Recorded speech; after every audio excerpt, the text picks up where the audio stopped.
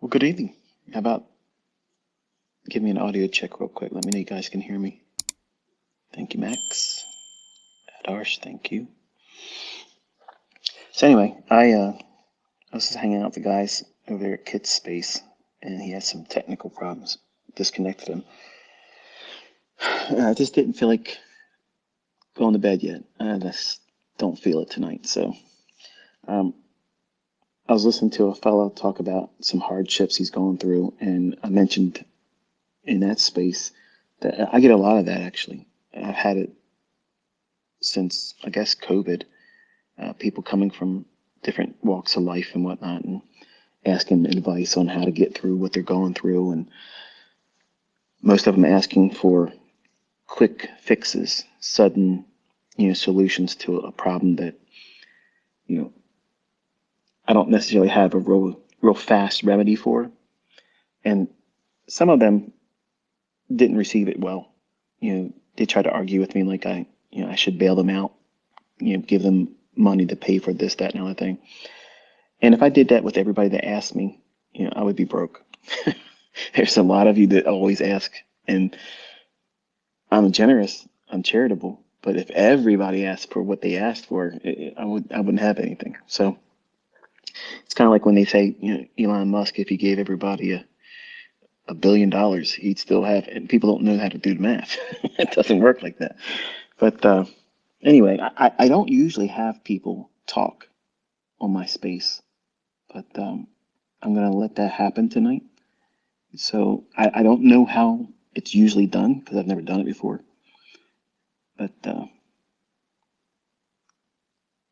me see here. Hold on one second, okay?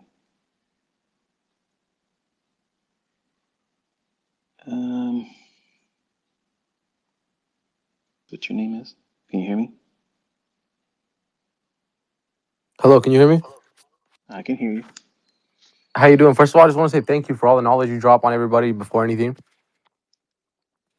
That's Um, cool. yeah, the purpose of this space is to ask obviously trading related questions. Is that correct? It don't have to be. I've got insomnia right now, so whatever you want to talk about, it's cool. I just had a question, if it doesn't bother you, about first presented fair value gaps, if you allow me to ask it. Sure, you just did. My bad. Okay, so basically, I just want to know what qualifies the gap, other than it being the first presented to be viable to take a trade off of. Does it have to come after a sweep of liquidity? Does it have to come? Does it have to have displacement, etc.? Well, if we're going to talk about first presented fair value gap, let's assume for a moment we're just talking about the opening range first fair value gap. So that's between 9:31 and 10 a.m. Eastern time.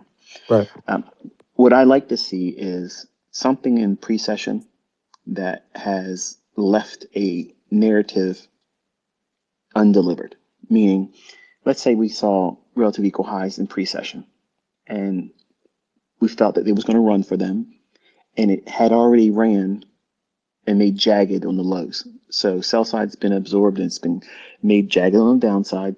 There's relative equal highs that maybe we were expecting during 7 o'clock to 9:30. It didn't deliver. So what I would like to see is at 9:30, I want to see a displacement higher. Now, it can be met with an initial drop first and maybe look like it's going to challenge the pre-session lows that are already jagged. So it may be like an inversion fair value if it trades down into something to that effect, or maybe a smaller short-term low. Either one's okay. But I'm looking for the market to want to like jolt higher. And that displacement higher is going to be in the form of a buy side balance, sell side efficiency. And if it forms in NASDAQ, I'd like to see at least 10 handles. If it's smaller than 10 handles, I'll be comfortable with waiting a little bit longer for a more sizable one, but it has to be in the direction I'm anticipating. So it's one of the things I'm seeing when people ask me all the time is, what am I looking for the first presented fair value gap? Well, it has to be part of a narrative. It has to be like I'm not looking to see which one it forms first. I already have an expectation of what I want to see. And it's either something that didn't deliver in the pre-session or that has formed in the first few minutes during the opening range. So it can be evolving. You can go into it like I just taught the other day on a session where I go into the day and I don't necessarily have a hard bias. So I'm letting the market kind of like dictate what it wants to show me, and then I'll trade the volatility. In that instance, I'm most likely not going to implement the first potential fair value gap because I have other tools that will, lead me into something else as a trade. So that is what I'm going to use here as a reminder to you that just simply because the concept is available, don't feel like you have to take every single trading opportunity that you think stems off of a first presented fair value gap. So your Right. question would be best answered this way. I like to see a minimum of 10 handles on uh, NASDAQ, 5 handles or 3 to 5 handles on ES. But since I'm predominantly a NASDAQ trader, I want to see it at least be 10 handles. It needs to be protraction where it jumps and displaces towards where I'm already aiming for. So I have to have a preconceived idea of what I think it wants to do for the session, not necessarily for the day, but for the session. And if I get that, and those criteria is met, and it's at least 931 or after, then if it trades back down into it, I'll use that upper half to start scaling in and building up. If I get stopped out by using the first candle, number one candle's low plus a tick or minus a tick, I'll wait for it to trade above the fair value gap again. And once it trades back down, I'll go in again the second time with the same idea, same stop. If I'm stopped out there, then I'll close the session. I'll come back and maybe trade the lunch or I'll trade the PM session. Or if I'm not really feeling it, I'll just don't do anything that day and come back, either in Asia or overnight and repair. Awesome. No, you know what? Actually, I think for me, I was confused mostly about the size of the gap. I never really took that into consideration, and that clears up, a lot of confusion that I sometimes have looking for that first presented gap. So 10 handles on Nasdaq and 3 to 5 on S&P. That has been like a, the word's escaping me, but it's kind of like me compensating for the level of volatility that we're under right now.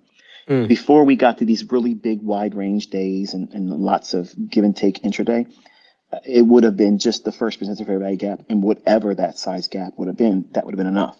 But I've allowed for this, and this is something I have evolved into just because of the unprecedented measure of like in 34 years, I've never seen it like this. Like it's never been like this. And if you, it's insane. yeah, it's crazy. So I just use that as a general rule. Excuse me, general rule is to have 10 handles for Nasdaq. But it's not always like that because if you go back and look at the lectures before we started seeing these really crazy volatility days, which I kind of was telling you about, we were coming into these days eventually. Now we're in it. So a rule I built in to kind of like evolve with the present volatility that's underway, I just implemented it's going to have 10 handles because it will help me ferret out a better obvious displacement because if it's a large volatility, a 3 handle, 5 handle, I mean, it might exist in price action and you might see it trade back down into that, but I'm not going to take that. I'm going to look at that bigger gap as that's the one they're probably going to use. And I will just use that smaller gap and maybe that might impact where I place my stop or how many contracts I trade with. So it'll Yep. allow me to put that stop in and kind of like encapsulate the whole idea with that extra smaller one. Does that make sense? Am I Yeah, yeah. confusing you by that? No, no, I get it perfectly. Yeah. So it was something I just recently rung in the last 7 8 months using that idea of his 10 handles for Nasdaq. But prior to Mm. that, it would have been whatever the first gap would have been. Yes, sir. No, I appreciate your time, and God bless you, man, and keep being a beacon of knowledge to everybody. It really changes lives for many, many people, and I'm sure you know that. Thank you, brother. Thank you. Bye.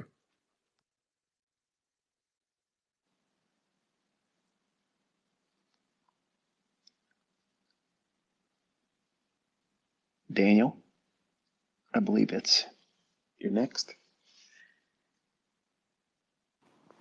Hello, ICT. How are you? How are you? I'm fine. Thank you so much. I thank you for letting me speak.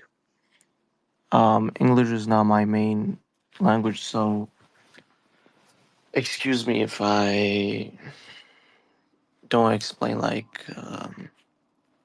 correctly. So I've been trading for about 4 years. It will be 4 years now in 2 months, and I have some questions around psychology.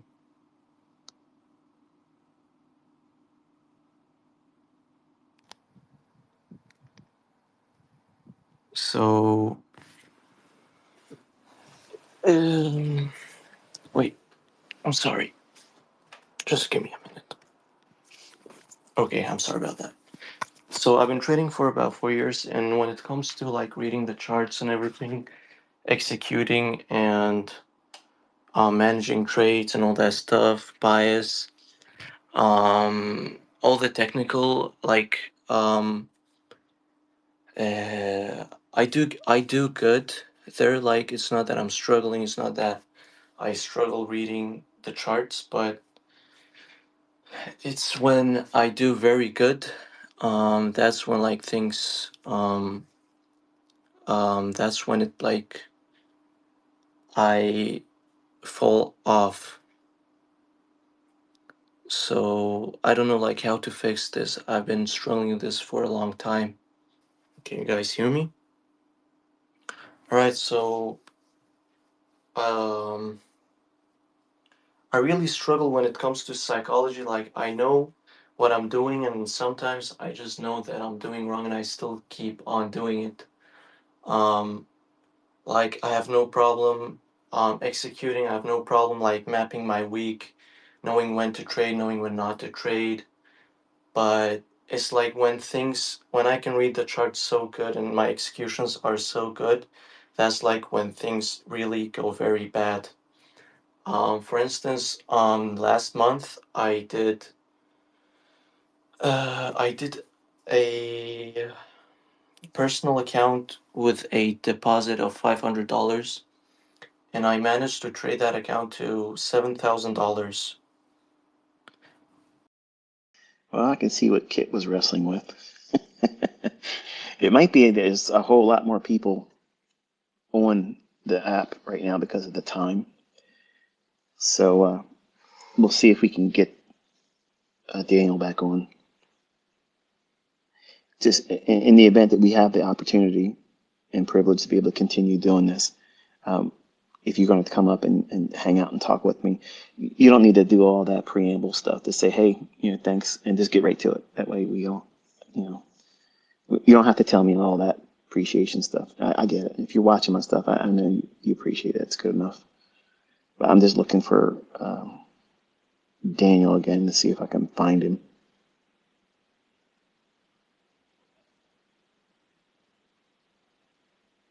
And I don't see him yet. So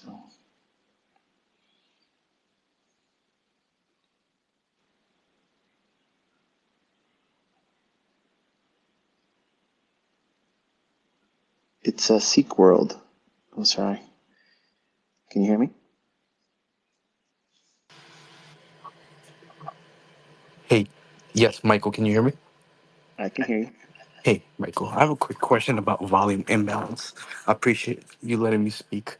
Um, One of my favorite trades to take is volume imbalances, whether that's on weekly chart or daily chart. Now, I know price is not going to run there, you know, automatically. Sometimes it could take days, sometimes it could take weeks, but I kind of have an idea when it's on its way there.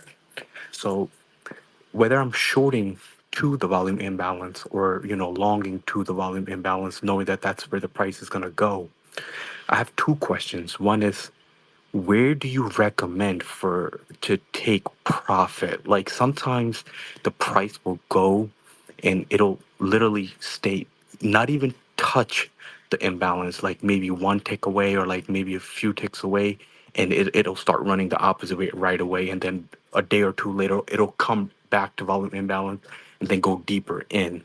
And then the second question is, do, does that volume imbalance on the daily chart or weekly chart, like right now, we were going in and out of ES weekly volume imbalance for literally, I think, 3 weeks straight. But we don't have we never got a body close on the like a body close like that basically closes the volume imbalance. I think the body closure was like halfway through, and then the rest was just like wick. My question is, it does that volume imbalance on the daily chart or weekly chart ever gets invalidated if it wicks through? Like, are we done with the volume imbalance, or do we need a body closure in order for that volume imbalance not to be valid anymore for future trading? Okay. The idea of where to use it as a take profit mechanism, like it's a draw on liquidity. Is that what your first question was stemming from? Yes, like on NQ, there was this one time when I was trading. It was a very good trade, and I'm in profit. Very good. Everything was good. It never touched the volume imbalance. It literally like a tick or two away, and it just automatically started running the opposite direction. And then later, 3 days later, I think, or second day or the third day, it came back down eventually. But yeah. Okay. With all my PDAs, in the beginning, when you're first learning how to trust them, trust yourself, your decision making, and staying with a trade, in and of itself, that's going to be a challenge for a lot of you because it's hard holding on to a trade, even when it's profitable and it's moving in your favor because you're scared. You're afraid it's going to turn against you. One of the things that I would advise you to do is try to aim for a PD array. But if the PD array, for instance, if you're long and you're holding your demo long entry, we have to speak in hypothetical terms now. If you're looking at that volume imbalance as a draw up for price, so it's a premium array. Let's say the low is 25,150 NASDAQ, okay, just for the sake of the conversation. That was the low of the volume imbalance and prices below it. There's nothing wrong with you using 25,145 as your target and then just simply watching to see if the volume imbalance even gets traded to at all. There's sometimes, because I'm guilty of trying to be too perfect with my exits and stuff, because I'm always trying to refine that, you may not get your best case exit rather. And in the beginning, it's real important that you frame the context of you exiting profitably in a graduated state of skill. You're not going to get your perfect exit, but trusting that it's going to get there over time. The way you get that is by watching it finally deliver or not deliver, but you don't have any more skin on the line or any dog in the hunt. So just below where that volume imbalance low would be when you're looking for it as an exit strategy is the same thing if you're using a regular fair value gap, or if it's an old high that you're aiming for that buy side liquidity. Who says you have to use an exit above the old high for it to be profitable? It's profitable right now while it's getting there, right? So graduating into that understanding is something you're going to have to work towards. There's no way around that. It's all part of the skill that you're honing. So don't feel that you have to have the PD array hit, whether it be volume imbalance or not. And now segue right into when I talk volume imbalance, it is something that is across all the PD arrays that I have. It's the one that you have to be most flexible with. So it's not as rigid as, for instance, the criteria around a inversion fair value gap. If it's a bullish inversion fair value gap, we basically are looking for a down close candle, a CIVI, to be traded above at a later time. And then we split that range of the imbalance in half. And then we want to see no bodies laid down in the lower portion of it, but the bodies have to respect the consequent encroachment halfway point in the upper half. And that would indicate that it's bullish. See how specific, there's very specific criteria associated with that. The volume imbalance can be traded back and forth through it many, many times, because in essence, what it is it's a common gap that just so happens to have wicks laid through it. So it can be used many, many times over again because it's a pass-through PD array. Whereas a non-pass-through is like once the criteria is established for an inversion fair value gap, it has to meet that criteria, and it doesn't have the luxury of trading outside of it on its body. It has to do the very things that PD array calls for, or it's not valid. Unfortunately, if you're using the volume imbalance, you're going to have to be very, very flexible with it because it can be utilized many, many times. But when it lays a body down on top of it, me personally, I'm done with that one. And while I recognize it still exists in price and it may gravitate back to it at a later time, I'm not going to utilize it for an entry and I'm not going to utilize it for a target. I'll use something above it if I'm bullish, or just below whatever the next PDA or next short-term low below it. I would use that, and that's the only thing I can give you in terms of the volume imbalance. It's pretty much basically what I've said so far, and maybe you didn't pick up on it, but it's the most flexible one where it can many times go back and forth as long as it doesn't lay a body over top of the time frame it exists on. If say it keeps wicking in it both above and below, it'll keep using it. But when I see the body lay down over top of it and it completely provides a body range, whether it be an up candle or a down close candle, it doesn't matter to me.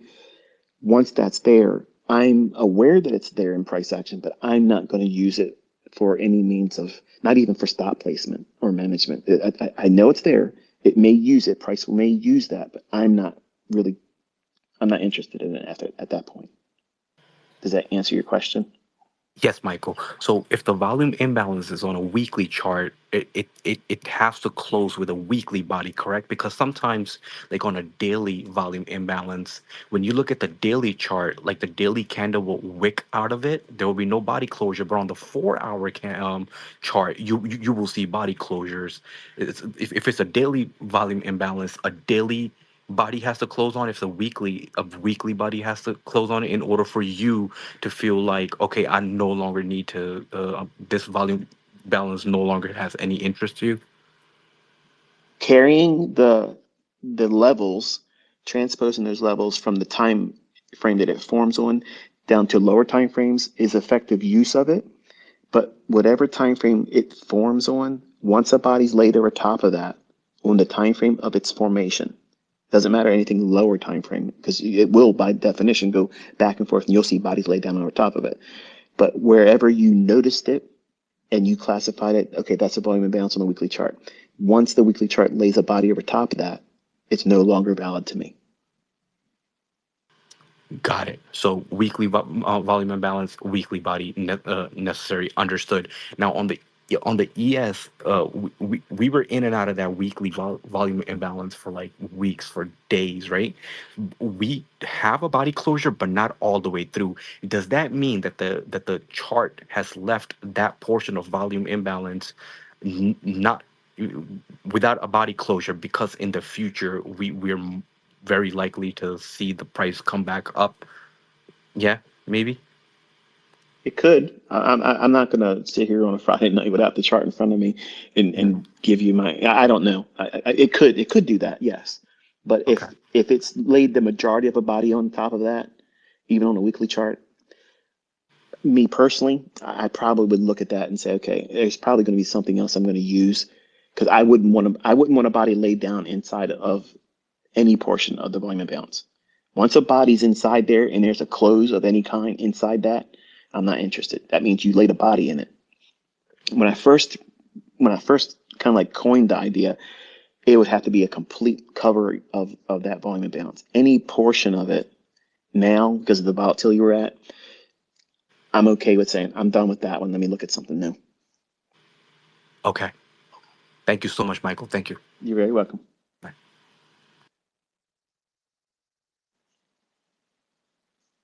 Daniel, we're going to try you again. Can you hear me? Hello. Go ahead. Thank you for letting me talk again, ICT. So I was talking about if I could ask about some psychology. What are you struggling with? Okay, so first of all, as I was saying, I don't struggle with technicals. Like what you teach is very I do understand everything you teach, and I have like found my own trading style. So I don't have any problem when it comes to when to avoid trading, when to trade, when not to trade. Um, just general price action. Like I don't struggle with that like at all. What I struggle with is being overconfident. Like when I win a lot, that's when it becomes bad. Like when I can read the chart so good and my my trades are good and I'm like all green or all in profit for the week or for the month, I just fall off because of my overconfidence, and I I think that I can like keep on winning, so I just fall off. Like I think it's overconfidence, and I'm not respecting the risk anymore. When things go very well, that's when like things go very bad for me. Can you hear me? Okay. I can see how this would quickly become very frustrating. So I heard Daniel going about this question um, about basically going on tilt because of overconfidence. If you've been around me for a while, one of the things that I talked about is in regards to when you go into a series of winning trades, you get this Midas touch syndrome. You think everything you touch, every trade you're going to take is going to be a winner. You're just so dialed in. You have this uncanny ability to know exactly what price is going to do next.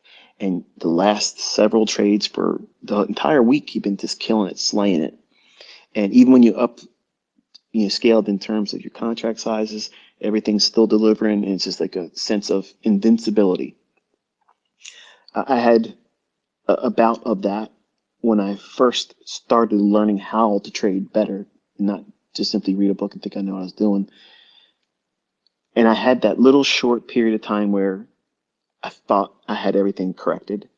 Everything's perfect now, and I'm not afraid. I'm not afraid. I'm going to start doing more trades. And the first trade that I had was a losing trade after a series of wins, and I started upscaling the leverage in the bond market. I felt debilitated. Like it was completely scary. Like, oh no. It wasn't the fact that I lost the money, because it wasn't even that much money. It was the fact that I had all this wind in my sails, all this confidence, and it hit me right when I thought that I had everything figured out. And you get this sense that you're invincible. You get this King Kong feeling. And the only thing I learned to do to compensate for that, because you're going to have to continuously take trades, even when you take losing trades, either you have to arrive at the point where you don't do this anymore because you can't take risk and you can't take losses and you can't work through that, or you're going to have to condition yourself to say, I'm not going to be perfect. I'm not going to make money on every single trade, and I can't have winning streaks that go on forever. So what will happen is you'll have to build in these plateaus. Okay. So everybody imagines the idea of you going in, starting with one contract, building up to two contracts, then the four, then the 8, and then 16, 32, 64, and vice versa, on and on and on. In a perfect world, that'd be great. But you're going to have plateaus, and your operation as the trader is going to be impacted by reality. Some things are going to happen where you do it wrong. You got in too soon, you got in too late, you picked the wrong PD array, the market just shifts against you, and nothing you're using with that bias is going to work that day. And that's the reality. Sometimes things change and you have no control over it. So what are we left to do? What I learned was, especially if you are someone that's going to be a high frequency trader, that doesn't mean 30 trades in a day, but if you're trying to trade every day, try this for yourself. If you can go 5 winning trades in a row, okay, and you're trading with more than one contract, say you're doing 2 or 3 contracts on the micro, your 6th trade, even though you may be affording to go up one more micro, or you feel the itch to do that, go down to 1. And what that has shown me over time, and the students I've taught do that, is while you're making money and you're building new equity in your account, the eventual loss is coming, but it's always going to show up when you just raised up your leverage. And by having 5 winning trades and then go down to the smallest scale of a trade you can take, It doesn't seem like that's logical. And I'm sure there's going to be a lot of people, you know, are going to take opposition to that. They're like, no, you have to push your edge when you have it. You don't know what you're talking about, blah, blah, blah. Okay. I'm trading with a real account this year, and I'm pushing the whole micro process. And I put over $400 on that account today. Now, $400 is not a lot of money, but $400 when it starts with a $10,000 account, and I'm trying to produce this mindset in all of you as working class hero approach, not biggest prop firm payout, not Robin's Cups winner. I'm talking about making your ends meet, how to start with humble beginnings. Wait a minute, you said $10,000. I'm already out of this equation. It can be 5,000. It could be 1,000. You know, whatever it is that you're going to start with. I'm not saying that you should start with anything that I'm starting with. I'm just saying from a hypothetical stance. People ask me all the time, you know, how would I do small account? How would I go into this with a real sober approach to doing it? You can't get any more sober than one micro contract. And honestly, the majority of you listening to me, I guarantee you, whatever you earn at your job, one micro contract in trading you can do that. Like you literally can do that. And I framed the idea around scaling back to one contract after 5 winning trades, and without fail, either the 6th or 7th trade many times would have been where I took another loss. Now, if I was staying with my program that every time I made $2,500, I could do another contract of the bonds. And if I'm building up, on that 6th trade, I may have been in 3 contracts or 5 or whatever it was I was going to move up to, because I wanted to keep building equity. I wanted to keep making more money. Well, if now I scaled back down to one contract, it's the smallest I can trade. And if I took that loss, it felt like a victory. So instead of feeling defeated and deflated and feeling demoralized because I had my biggest position on now, eventually it's going to happen. It may be your 4th trade and you have size on. Maybe you scaled up because it's your 4th trade. It's still going to happen. You're eventually going to have a loss with your maximum leverage on. You can't avoid it. It's going to happen. If you're going to scale up, that's going to always happen. But my only solution I ever came up with for my own trading, and I've been teaching this to people for 25 years, if you take whatever number it is, it might be 3 for you. It may be 8 trades. It may be 10 trades, whatever it is. Learn to build in plateaus. And what that'll help do is you won't get these roller coaster equity swings where you might be able to be, when you're on the right side of the marketplace and you're hot, you're just doing really, really well. You can parlay a money account up pretty good. But what happens to all traders is they go through that big drop down in equity because they go into a tailspin and they want to get quickly back to that old equity high because they feel like they're failing. It'll never happen. It'll never happen unless they get it back there real quick. So if you can control the degree and severity of the drawdown, and the only way you can do that is by scaling back after you have a series of winning trades, because you know what's going to happen. The inevitable is going to happen. You're going to have a losing trade. So if you build in these, I make money, I add, make money, and stop adding. Go back to one contract.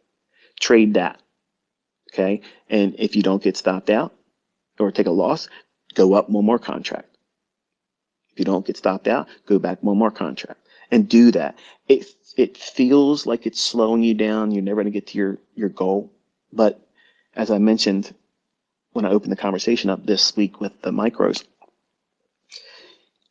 if your whole idea around trading is based on a fixed percentage return, mine, for this model, this idea of showcasing it, in some people's minds, it may be too high. 7.5% a week it's a respectable amount of money. Okay, no matter what you start with, 7.5% growth a week is really, really, really good. It may be too high for you, but if you aim for, say, 2% a week, it's even easier. If it's 1.5% a week, very, very easy. But I think for someone that's been studying with me and they have a model that works well, I think honestly 7.5% is realistic. And the numbers are I guess, the testimony to it. If you take that 7.5% and you do it over the course of implementing a $5,000, base of equity, whether it be that's your buffer for your, your prop account, or if you actually put real money in an account, the real money obviously is more risk. You could lose that entire thing. The prop, whatever your buffer is before they blow the account out, say it's close to $5,000 or whatever it is. I don't know. I don't trade prop, so I'm just hypothetically saying there may be a prop account out there that's essentially $5,000 before you blow it. Either way, it's the same thing. So if you go in thinking I'm going to trade with one micro, and what's the minimum that you have to do to get 7.5%? What's $375 for one micro week one? The fixed percentage gain stays the same. It's not going to fluctuate. It's going to, whatever it is that you set for as a target, that's you're going to do it. Well, if it's $375, you have several ways to skin that cat. If you're going to try to trade every single day, all you have to do is make 37.5 pips, or I'm sorry, 37.5 handles. If it's 4x, then that's what it would be too. But if you're a high frequency trader and you're using the models that I teach, you're hopefully seeing the reality is that 37.5 handles is not hard. Like, you can get a dozen of those in a day, in one single day, one 24-hour period of trading, all sessions. You can do a dozen of them, up, down, both directions, without even a bias. But now, bringing in the ideas of the opening range, looking at pre-session, obvious draws on liquidity, working with a bias, all these things coalescing into more odds in your favor, not perfect, not without a doubt, you're always going to make money. That's not what I'm selling here. By using these enhancers to just simply trading intraday volatility, where you work with one side of the marketplace. You only want to be a long taker, or you only want to be shorting today. Where the probabilities are on the higher time frame, sticking with that. Using one micro, if you can see a trade that frames out the potential based on what I teach, 100 handles or more, and you watch me do it today with a live account. It's a real account that was not demo, okay? One micro did what many of you earn on a day's wage at your job. And it wasn't that hard. It wasn't that long of a trade in there. Using the levels I've identified, the buy side was a minor buy side, and the sell side was what it was. And I gave you a minor sell side, and I gave you the hardline sell side. I was in Dodgy's live stream, and I said that I favored the idea that they were going to take out the CPI low. I felt they were going to run that. And then when I gave a visual representation of that, you knew exactly what I was looking for. Now, if it would have ran up the minor buy side first, then I would have taken any short from after that initial run. But because it was back and forth inside there, I said, I'm not interested in anything yet. I can't see anything yet. But then it poked its head below that inversion fair value gap, the big orange box. Once it did that, it traded back up inside of it. I knew, because it had reached for the relative equal highs but failed to do it, and they're going to gun for those CPI lows. And if it's going to do that, it's going to go for the hardline sell side, which was annotated in the chart that I posted on X. So I just simply did that trade. I knew it was going to give me more than 37.5. I knew it was going to sweep the low. So I went just a small degree below that, placed the order in it. You saw everything that's in the recording, and then bang, hammered it. Way above what the model calls for by the math. The technicals bring that mediocre model, that's simple math.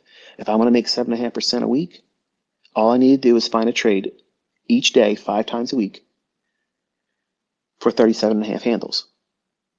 Okay, so if I look for anything that looks like 40 handles, which is easy to spot if you can read price action the way I'm teaching, if it's affording it to you, running on an old low or running on an old high or relative equal highs, or an inefficiency that's below or above the market, whatever you're looking for as a draw, And that's the beauty of what I teach. You have that flexibility. You can pick that. And I'm just using simple liquidity runs. That's it. Using a fair value gap entry model. In this case, it was the inversion fair value gap and targeting the liquidity that was formed on the initial run up at 830, which was a really muted CPI number. And because the data's, nobody trusts that data. It's old. Like all the data they're releasing, I don't have any faith in any of that stuff. And until they get things sorted out, it's probably going to stay like that. But real micro contract, real brokerage firm, not demo, and it's the same stuff I teach. That same simple approach done in another trade, put over $400 in the account. Now, I don't know about you, but when I was working as a working man, a 20-year-old, whatever, before getting into this industry, $400 in one day, that's good money. I mean, that's good money. You do that every single day, it's $2,000 a week. You can make ends meet with that. If you're not living above your means, you can do it. Now, if you have 12 kids and you have a gambling habit and a substance abuse problem, then probably it's going to be a hardship for you. But I'm hopefully talking to someone that's got a little bit of common sense and knows that they shouldn't end up in that situation. But the micro plan that I offered as a suggestion, I'm actually implementing that. I'm actually putting it to task. And as you make money, okay, as soon as you get to $2,500, then and only then can you do another addition with a micro contract. What? I gotta wait that long? Yes, with this volatility, you absolutely have to. You want to do this the right way where it gives yourself a chance. And the math works. It's very liberating when you realize that you don't have to have an ultra tight stop. You don't have to have that. When you have a 1 micro, it's $2 per handle. What happens if you're very, very brand new? Okay, you're brand new. You see these relative equal lows. You feel confident it's going to go down there. The daily chart looks like it wants to keep going lower, and you're just scared because you don't want to get into these moves too early and get stopped out. Look at where you think it's going to go over the weekend. Look at old moves, okay? And study where price action was at right before it ran out those highs or lows as you would look at as perfect ideal scenarios to draw on liquidity. How many times did it move against it 100 handles before going there? It's not happening a lot. Not if you know what you're looking for. So what am I giving you as an example? Let's assume for a moment you think the market's going to go lower. And I'm not done. I'll let a couple of you ask some more questions. I know some of you want to say something to me, but let me finish this thought before I get into it. Let's assume you think it's going to go lower. It's relative equal lows. It's real clear. It's obvious. The daily chart's heavy. Everything's working towards going lower. And you see the market create a inversion fair value gap. Okay, so it's an up, close, buy side of balance, sell side efficiency that we've now traded below. So now you expect that to act as a catalyst to get you into a short that goes lower. Okay, your stop would be above candle number 1 that formed that inversion fair value gap. So, I'm sorry, I said that wrong. It would be candlestick number 3's high. So if that is what you're working with, what happens if you go beyond that and you use 100 handle stop? Even though you're only risking the idea of getting to that relative equal low, and it has to at least give you 37.5 or 40 handles, whatever it is, whatever your criteria is. I'm just giving you a suggestion as to watch as a case study in my own hands. You have to come to this conclusion on your own and weigh it out what you think is, because your skill set's going to be what it is. It may be better than what I'm using here. Like I'm just pantomiming someone that's just found their way with a model that's consistent, not perfect, but you're able to find your own way through price action. So I think 37.5 handles, given the volatility, that's reasonable.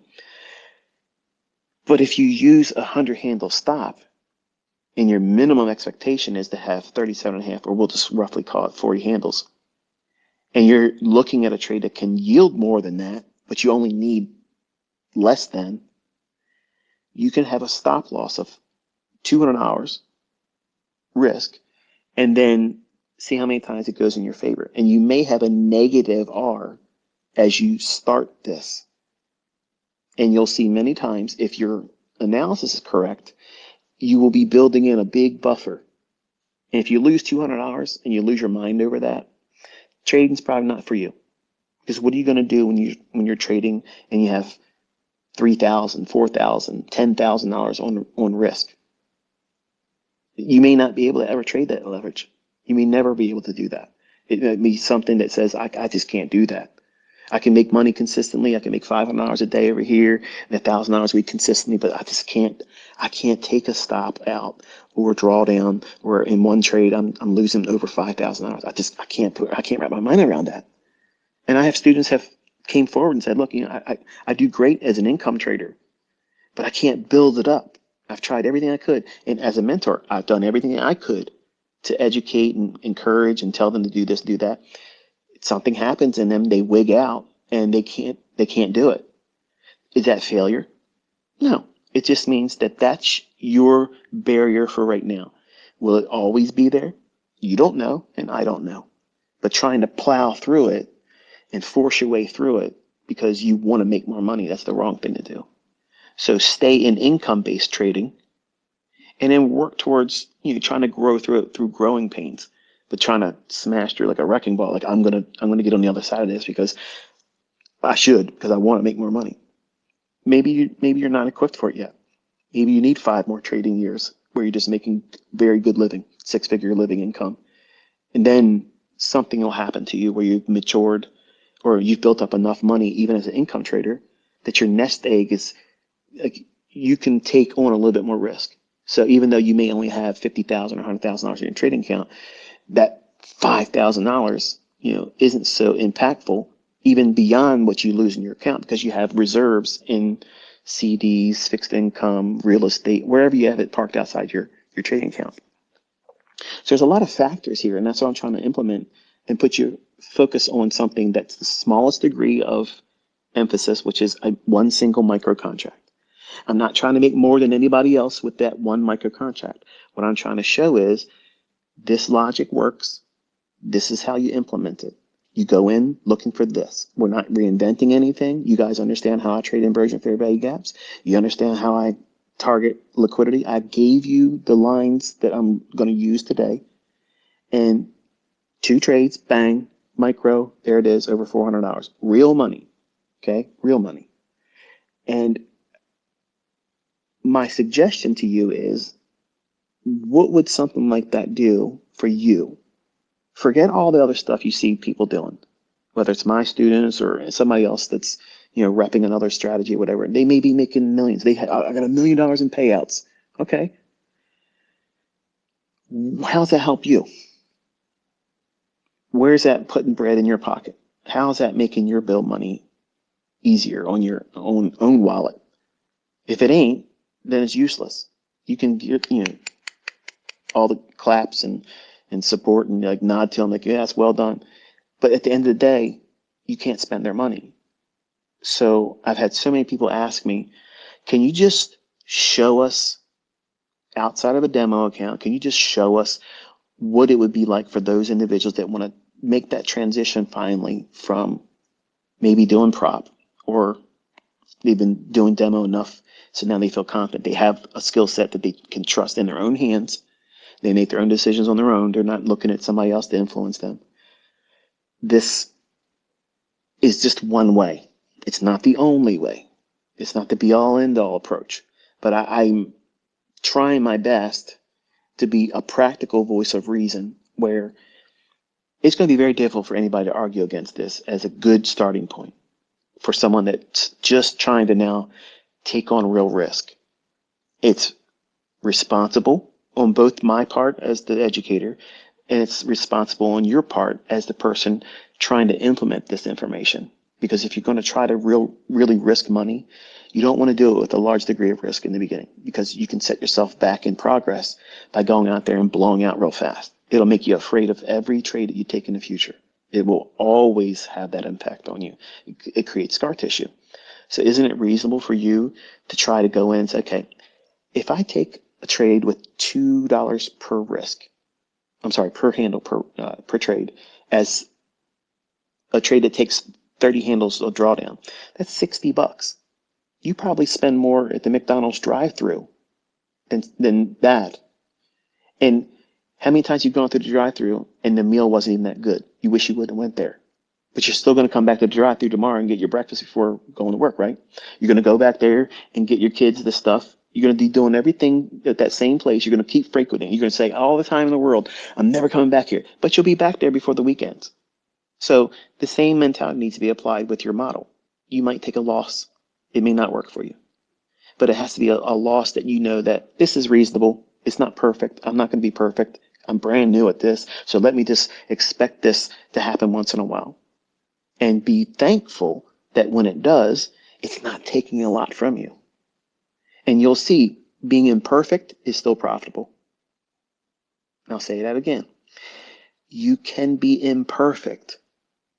You can miss the perfect entry. You can miss the perfect exits. You can trade with the smallest amount of leverage and be profitable. And too many people get into this and they lose sight of what it is they're learning this for because they watch somebody, they watch me, they watch a student, they watch somebody else doing another way of trading, and they got lots of money. And you want to have that experience. And you want to experience that splash over by being close to them or engaging with them. And it feels good. Like, if I just hang out with them, it'll just happen for me. And it doesn't work like that. You're going to have to earn your money.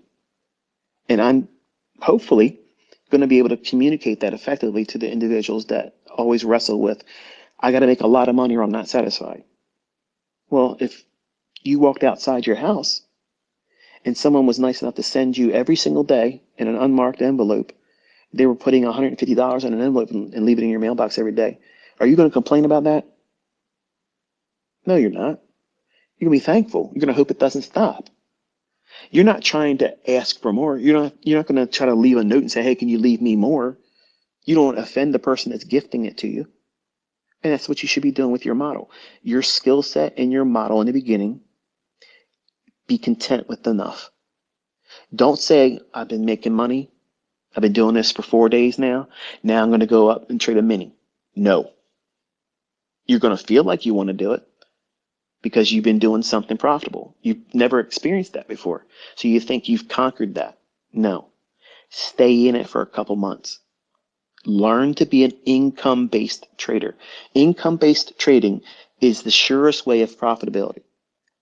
Building up huge runs in equity, that's a skill set everybody tries when they get into this. As soon as they start making money, they think, well, I'm just going to build the account real big. Until they realize they hit a threshold. Whatever that threshold is, the first loss that comes in there, immediately they forget their model. They forget their confidence they had. They doubt everything. They think every stop hunt that's ever going to happen is now going to happen on the next trade they take. What has it done? It's caused scar tissue.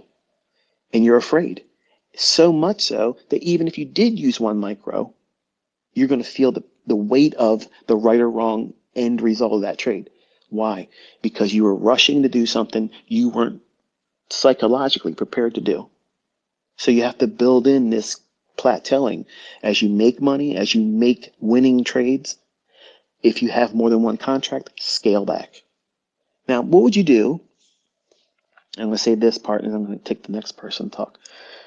What would you do if you're only trading with one micro and that was your income-based idea and you're not building up another contract? So you wouldn't go 5 winning trades and then go back down to one contract because you're already trading at one micro as it is. So what would you do? Don't take the next trade. Paper trade it. Tape read it and see what the outcome is. And then what will happen is you will build this rhythm where you'll get a feel. And what will genuinely happen for you is you will pick up on when you're getting cocky.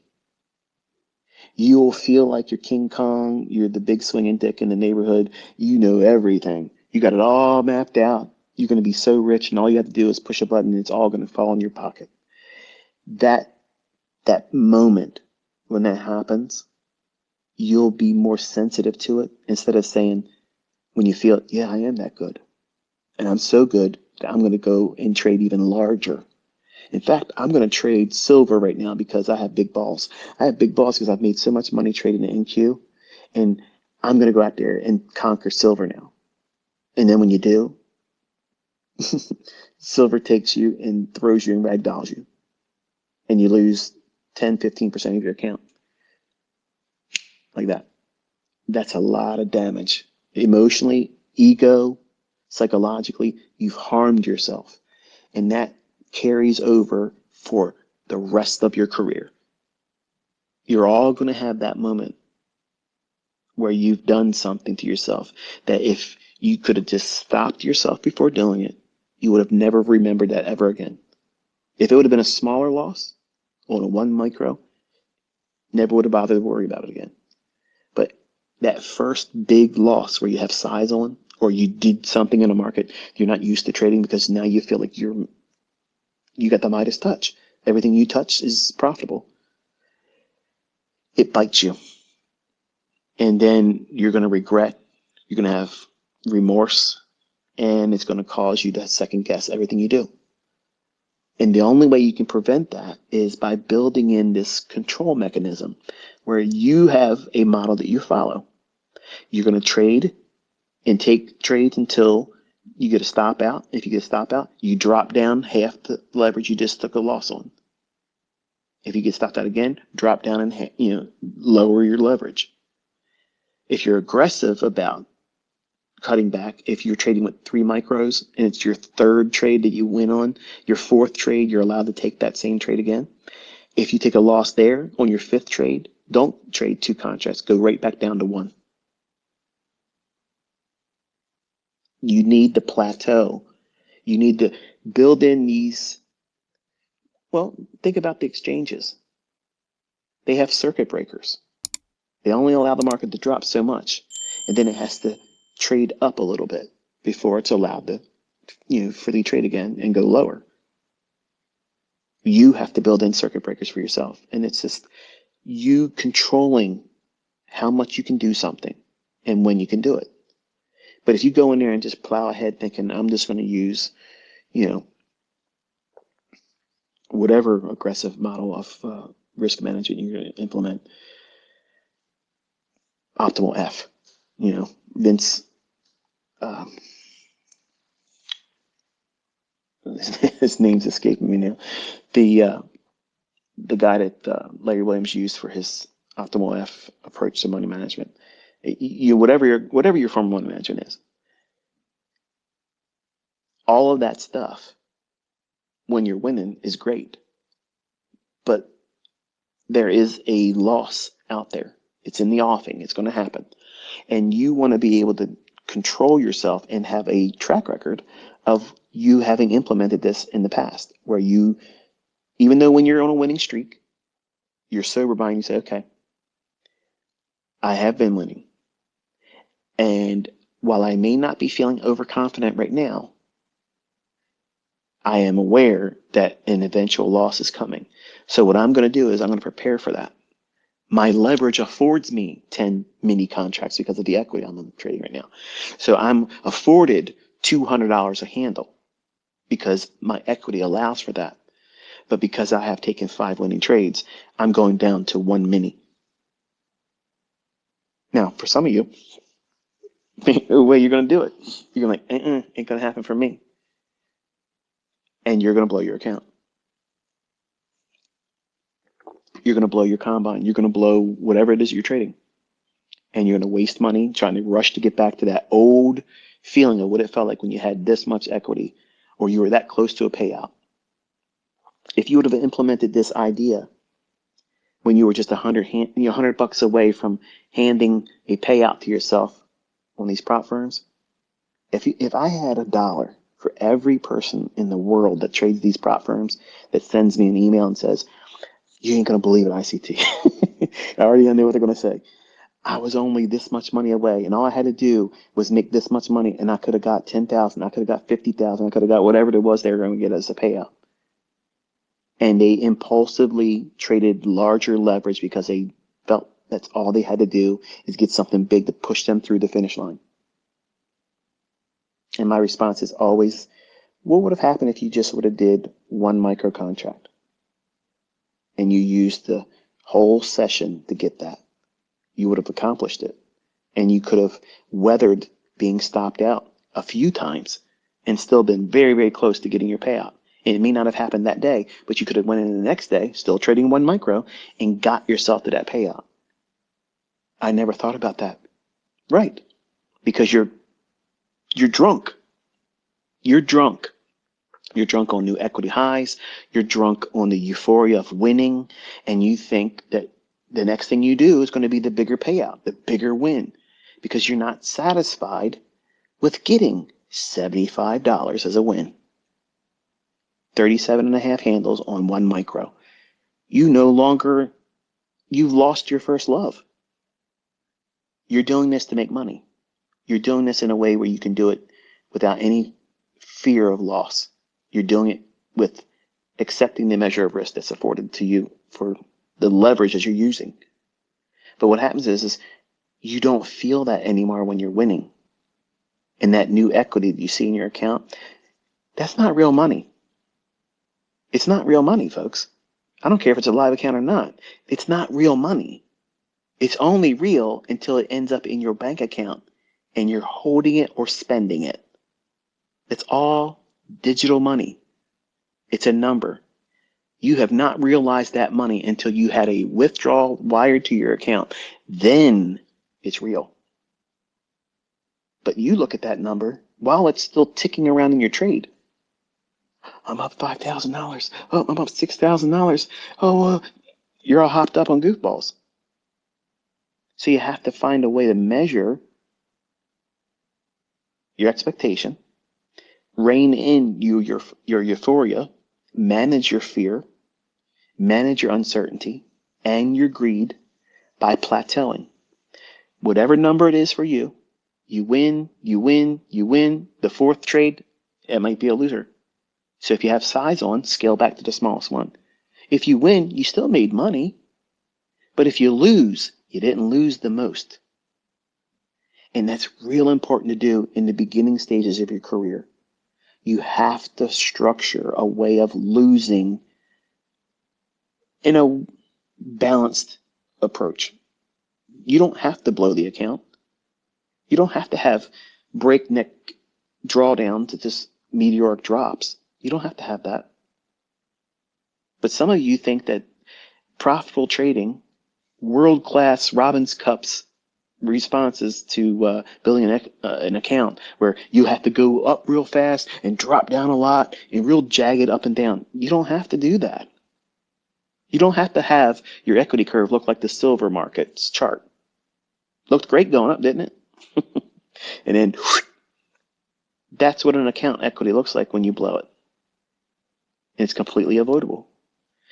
Scaling back, scaling down. So anyway, I hope that answered your question, Daniel. I went a little bit more than would be necessary, but you know that's how I am. Slick Rick, can you hear me?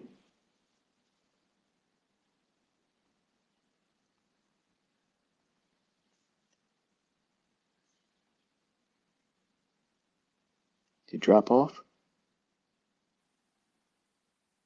Hello? I can hear you. Hey, Mike, how are you doing? I'm doing well. How are you? Good, thanks. Everything's hitting home really great tonight. I've been studying your content for about a year now, and it's really opened my eyes up to the possibilities. It's amazing. Um, Honestly, I kind of just wanted to, it's Friday. Let's loosen up.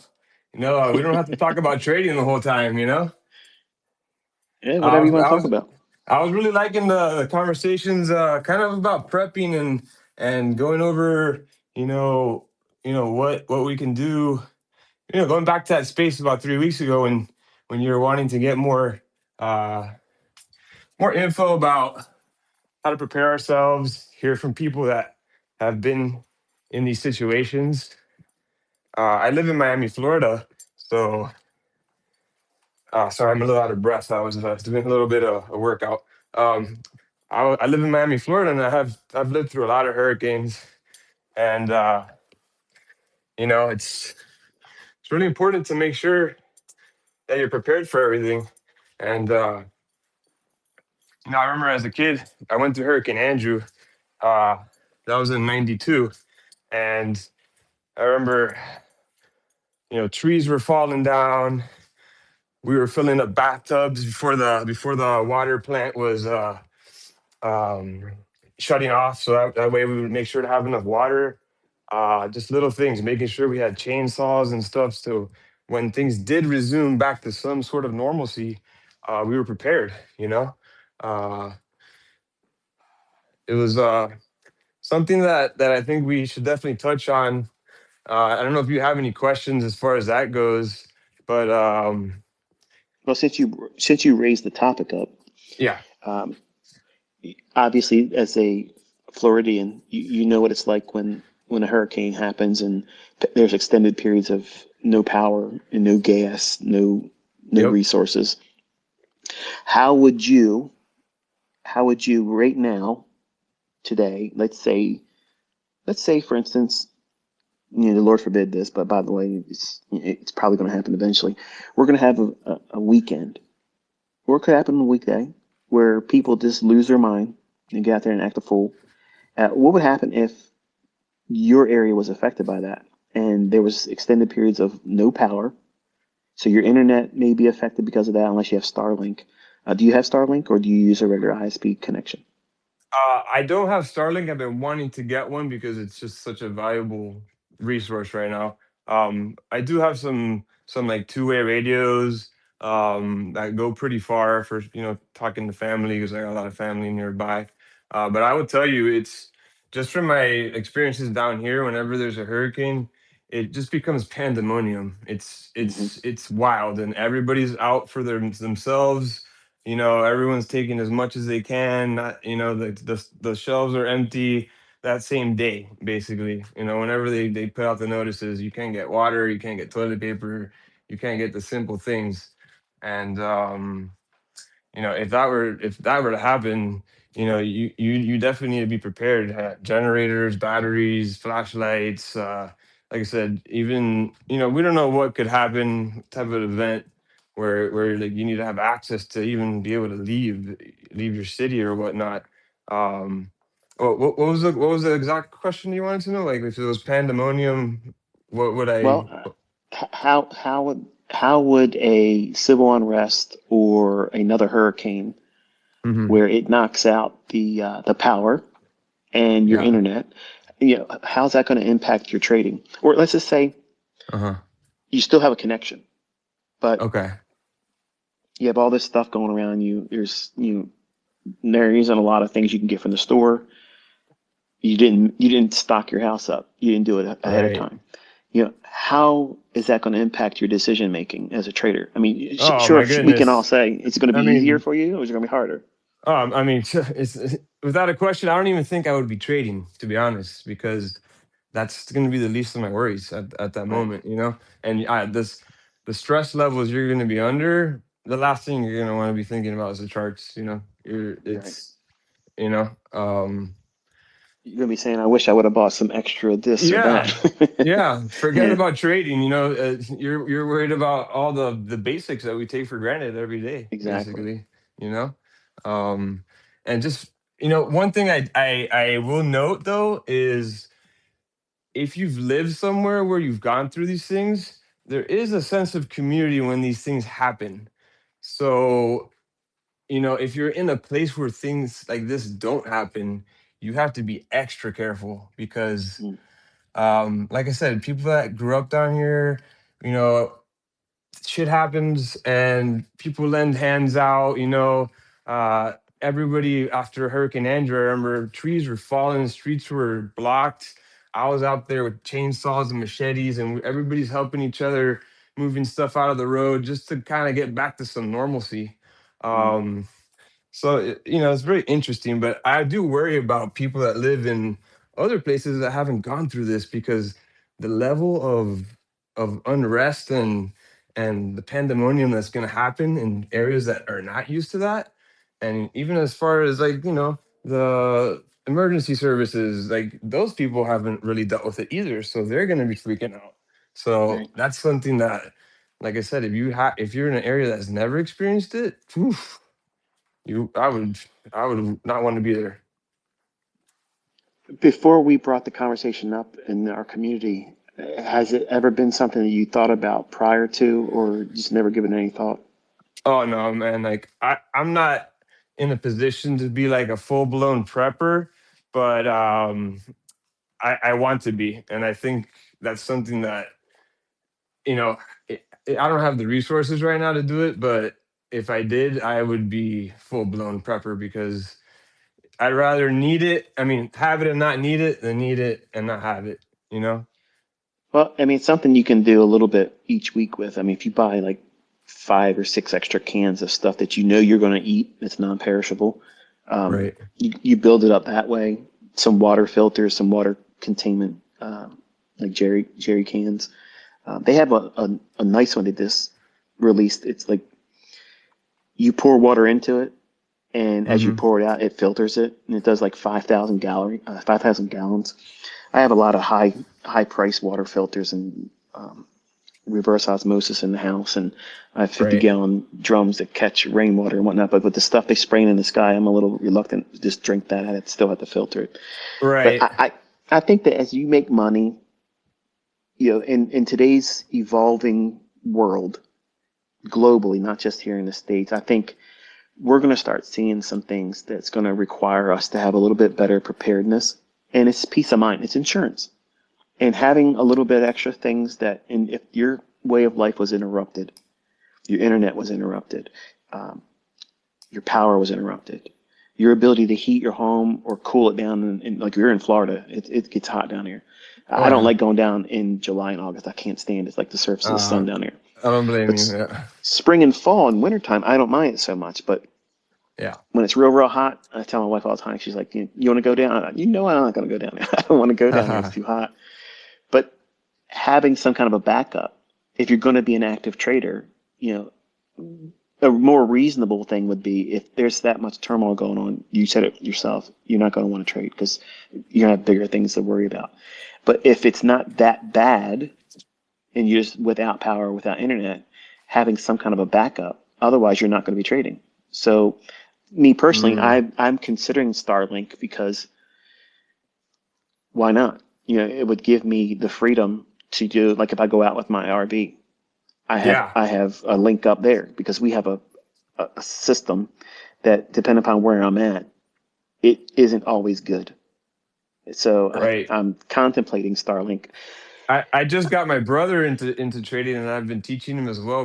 We've been like, I've been live streaming my trades to him every day. He lives out in California, but we do a lot of, I love the outdoors, so we do a lot of camping and whatnot.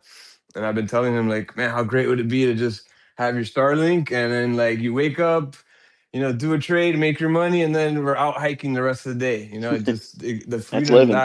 that gives you, yeah, yeah, Yeah, uh, dreams for the future. that's it, man. Um, yeah. Actually, going back to what you said about the rainwater, I do have, I installed a gutter system on the house, and I have these. They're really cheap. You get the IBC totes. You can go to like, I don't know, local marketplace or whatever, like OfferUp or Facebook Marketplace. So people are Hmm. getting rid of them. They're 275 gallons, and if you have the space, or you can even dig them into the ground if you're that committed. But I have two of those running in, the gutters running into them. So that way, I mean, down here it rains all the time. So, and during a hurricane, it's nothing but rain. So I'll have about, what is that, like almost 500 something Hmm. gallons, just in case, because, and then back to the filters. Since I go camping, I got a straw that you could use. I have like a bag that filters it, and slowly it's like takes a little while, but filters your water, and it gives you, like you said, like 5,000 uses. So Hmm. you know, camping stuff is great for those type of situations as well. So All right, brother. Well, I'm gonna let somebody else come up here Yeah, because definitely, man, definitely. if I I'm just not wanted to careful, kind I of could talk about this for hours yeah, yeah. and lose Like I track of said, time. it was Friday, so I was like, man, let's loosen up. We don't got to talk about trading all the time. So Yeah, thanks man. for letting me on, man. It was a You're pleasure very speaking welcome. with you. Awesome. All right, take care.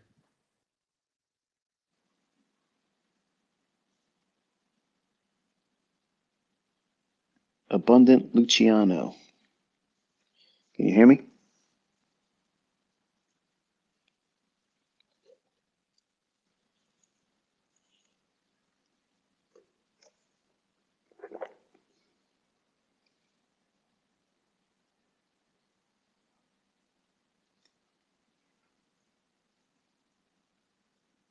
Let's see you there now.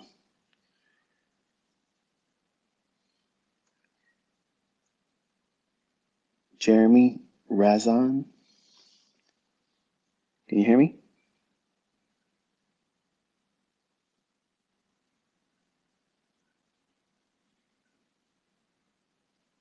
Not sure if you guys can take your mute button off. Should be a little left-hand side microphone. I gave two people the opportunity to talk, and I haven't heard either one of you yet. So,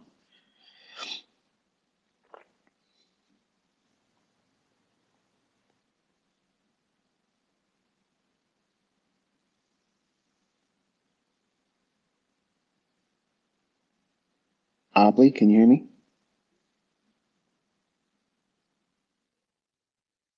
How you doing? What's up? Uh, First of all, thank you for doing this and all the information that you give and that you teach. We appreciate it. But I just have a simple question for you. Um, how do you know when to enter inside the macro or when to enter after the macro? Because most of the time, I find I have better entries entering after the macro is swept. Well, it gets back to whether or not you are frame a trade that's leading up to a macro time. So if we're say we're bearish and the market's just meandering around, it's sold off a little bit, and you can see there's a fair value gap that it could trade up into.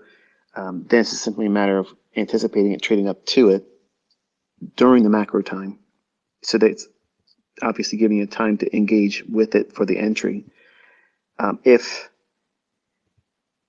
If I'm very strong in my convictions about where the market's going to go,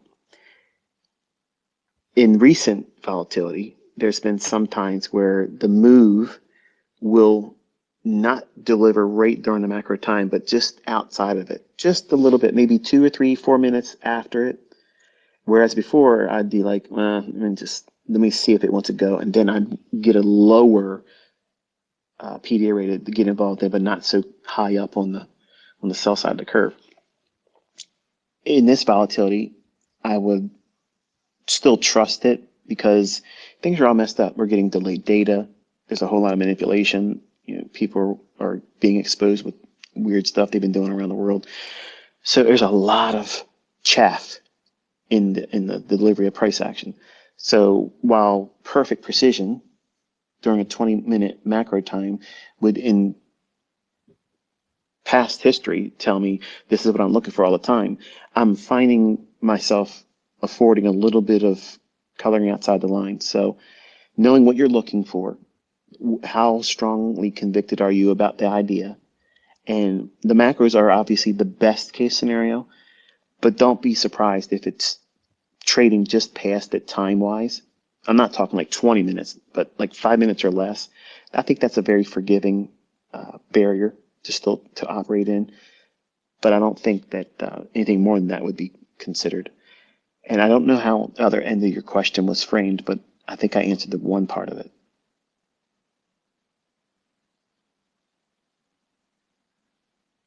Did I not answer it, or you still have something you want to ask me in regards to the macro time?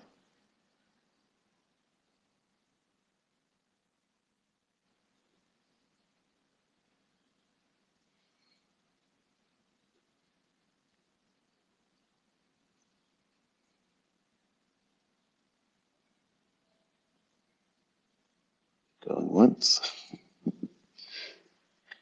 going twice. Okay, don't know what happened to you, but I will, I guess I'll go on until somebody else comes up here with something. Yeah, actually, to be honest with you, it's a little distracting. It's actually a whole lot easier being a part of Kit's stream where it's real organic. Everybody's getting a chance to talk, and he's kind of like managing everything, and I can segue in and out of the conversation. When I'm allowing you all to come up and say something, I'm obviously waiting to hear what the question or comments going to be or the topic, and then in between, it's hard for me to kind of like calibrate and go back to a mindset or a framework where I could reach for a topic, because now it's like I have dozens of them I can jump to. Whereas by hearing somebody else talk about something, that's what happened earlier today or this evening. I was listening to them. I didn't even know he was having a stream, but I just signed on and I was just doing my walk around the house that gives me my evening stretch and get the blood flow working. And I was listening to them, and they started talking about the tinfoil hat stuff. And you know me, I'm a sucker for that stuff. But we were talking about all kinds of different stuff, and I know there's a lot of you that don't have any interest in that stuff, and you don't think it's no concern for you to have any worry about it. And I'm not trying to make anybody fearful of anything, but it's real hard not to anticipate some,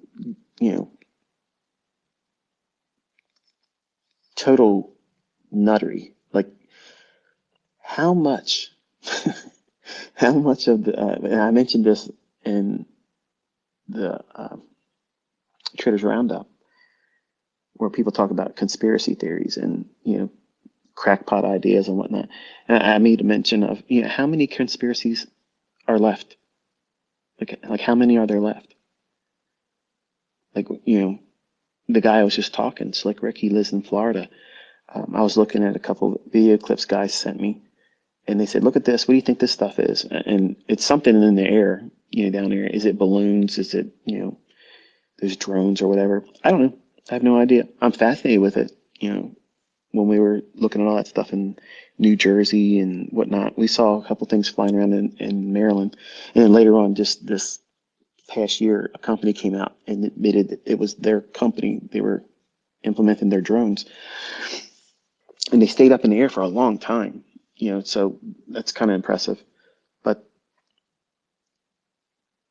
the government came out in March of 2020 and basically said, by the way, during COVID, UFOs are real, and let's get back to talking about vaccines and whatnot.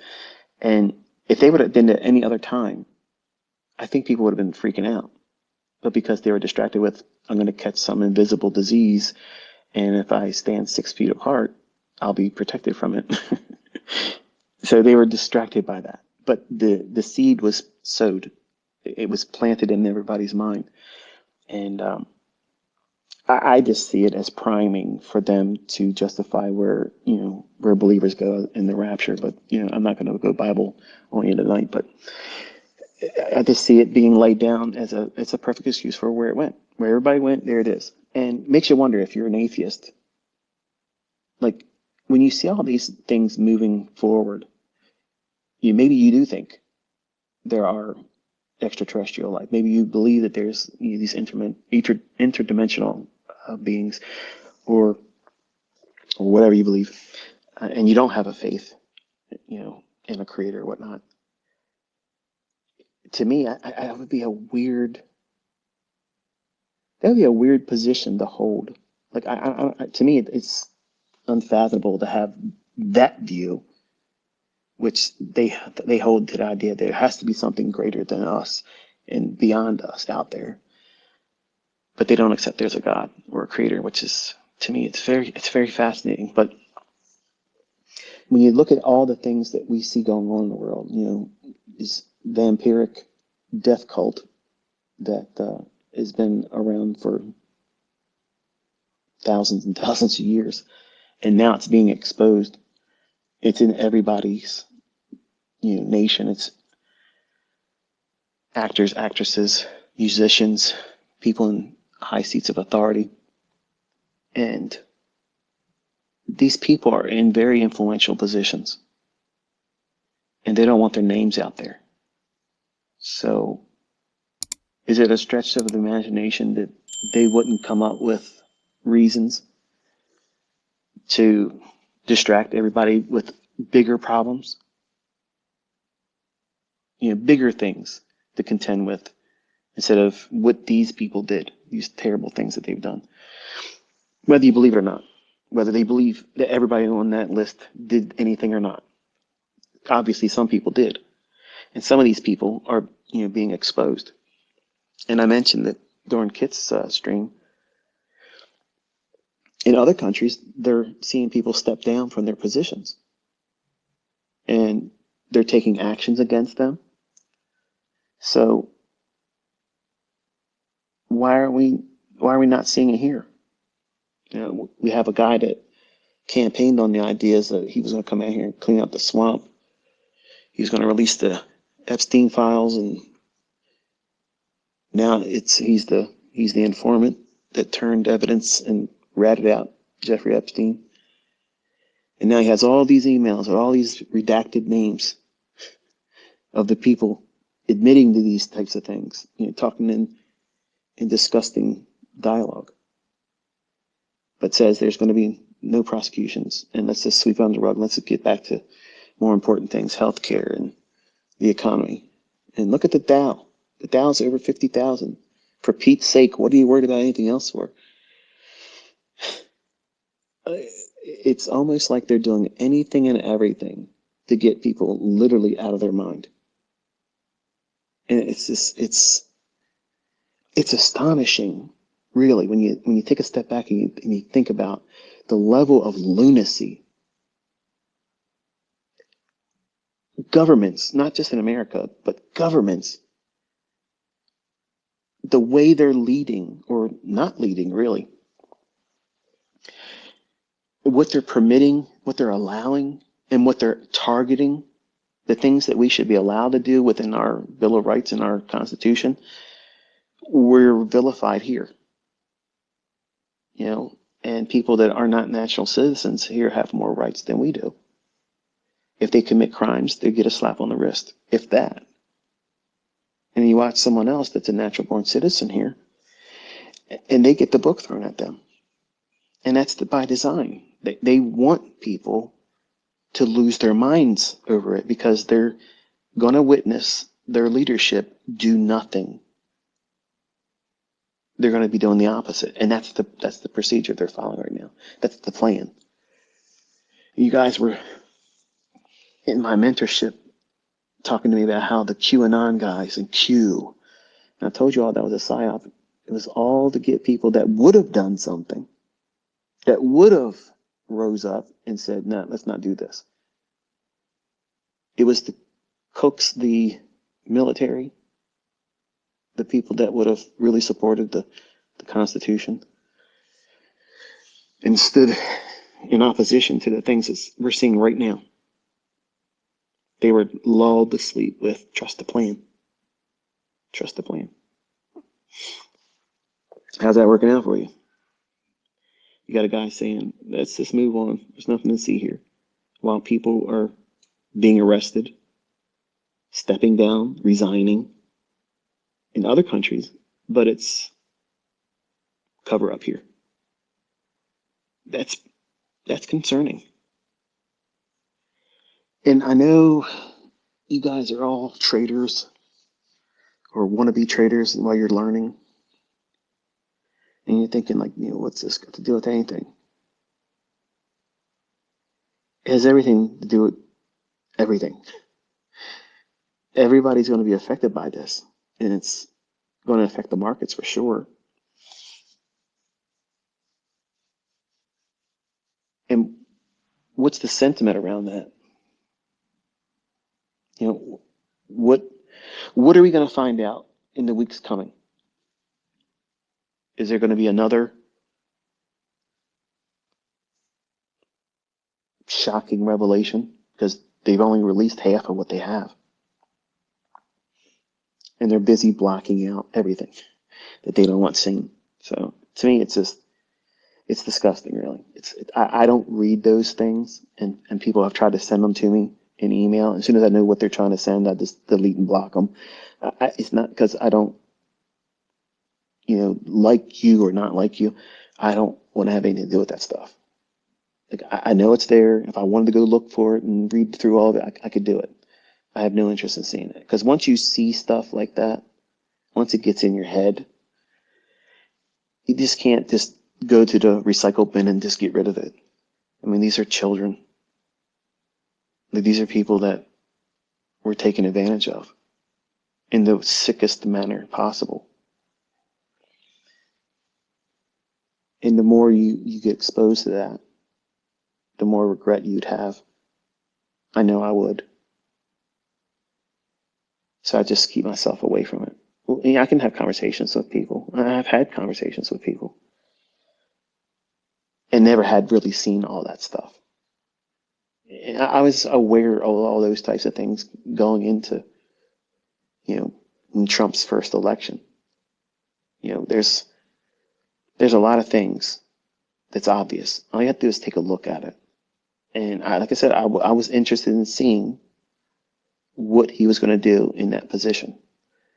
And you're not seeing that first term president. You're seeing something else, aren't you? So the question is he showing his true colors right now? Or did somebody yank him up and say, here's how this really works. And if you don't do things this way, this is what's going to happen. And I don't know. I don't personally know. And you probably hear my puppy snoring in the background. And if you do, I apologize, but I don't want to disturb her. Part of me says, that's what he is. And another part of me says, yeah, maybe he was a fast and loose kind of guy, and then they drug him into something, so now this is what it is. He's compromised. Either way, no matter how you slice it, it's not good. It's not going to be good for our country. It's not good for leadership. It's not good for where it's going, where our country's being taken. It's not making things better, let's just say it that way. And the red hats make America great. Are you seeing that right now? Because I don't see it. I don't see it, man.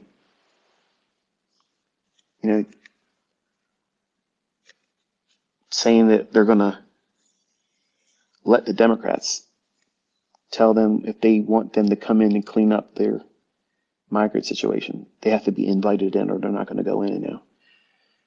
That's not what you said when you first started.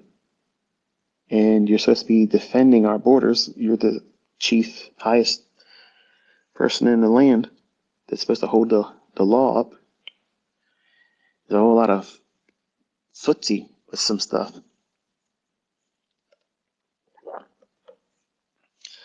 And to say that nobody's getting prosecuted and nobody's being held accountable for the stuff that's loaded, you have all that evidence.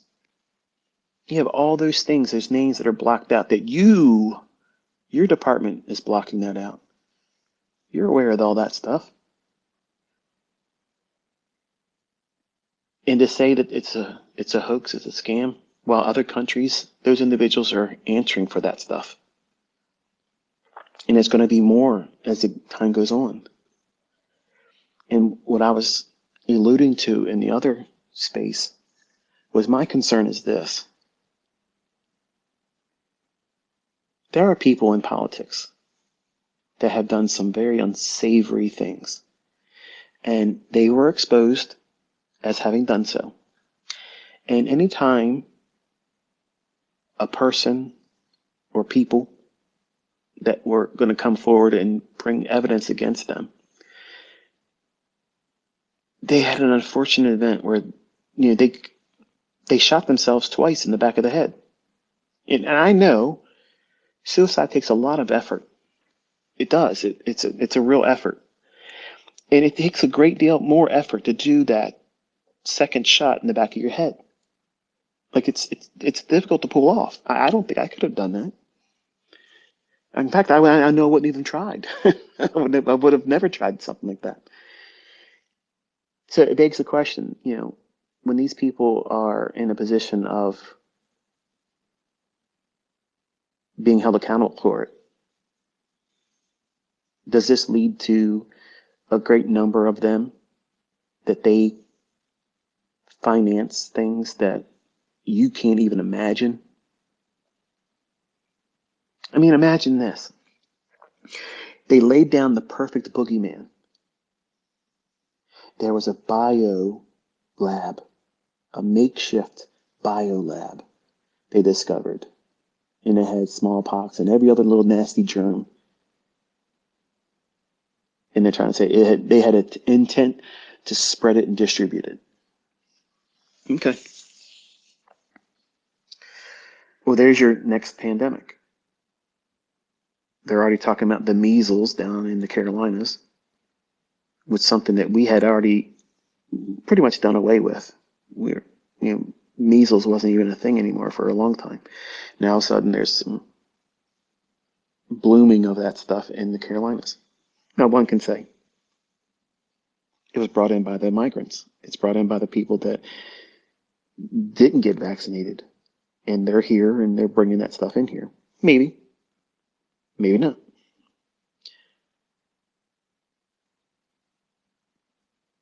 But it's not a stretch of the imagination, at least from my perspective. Look at what they've done to us over the last 6 years. What do you believe? Do you believe your leader, your politicians, do you believe that they have the best for you and your country in mind? I don't see it. I don't care what you're talking about, if it's Republican or Democrat. That's why I've never voted. I've never voted for any of these people. I've never done it. I've never had faith in it. Because I see it as they're part of the same bird, one wing and the opposite wing. But they're still the same person, the same bird that is not going to be the American eagle, okay? It's a buzzard. And what does a buzzard do? It eats dead things. And they're picking the bones of Americans every day. And we're down to the bone, folks. How much more can they do? They're raising taxes up. Grocery prices are through the roof. Grocery stores are faking the weights of stuff. Go to a grocery store and grab some meats and take it over to the scale that you weigh produce on and see if that weight matches what's on there. Because I can tell you it's not happening here. It's corruption everywhere. Everything is corrupt right now. Which is the reason why I started the other channel. Because a lot of people don't see where this is going, but it's getting there quick. And this ain't all there is. This isn't all there is. But it has a whole lot of room to get worse. And if you're tied down to the idea of just chasing money all the time, you just want to make money, you want to profit trading, that's admirable. There's nothing inherently wrong about that. But if you're blinded to that's all you do, that's all you're concerned about, or if you are making money and you're not making your house ready and fortifying yourself and your family with things that you're going to need if things are disturbed in your area, like we have a perfect storm of anything happening now. There's some very, very influential people that are potentially going to be shown as monsters. And a lot of these people are billionaires. And they're already paying for these people to go into other states in the United States and riot. They're paid. They're paid to do this, folks. It's proven. It's fact. What happens when that's no longer effective? What are they going to pay people to do then? What is the government willing to do? And call it something else? What will they intentionally release that causes a real concern?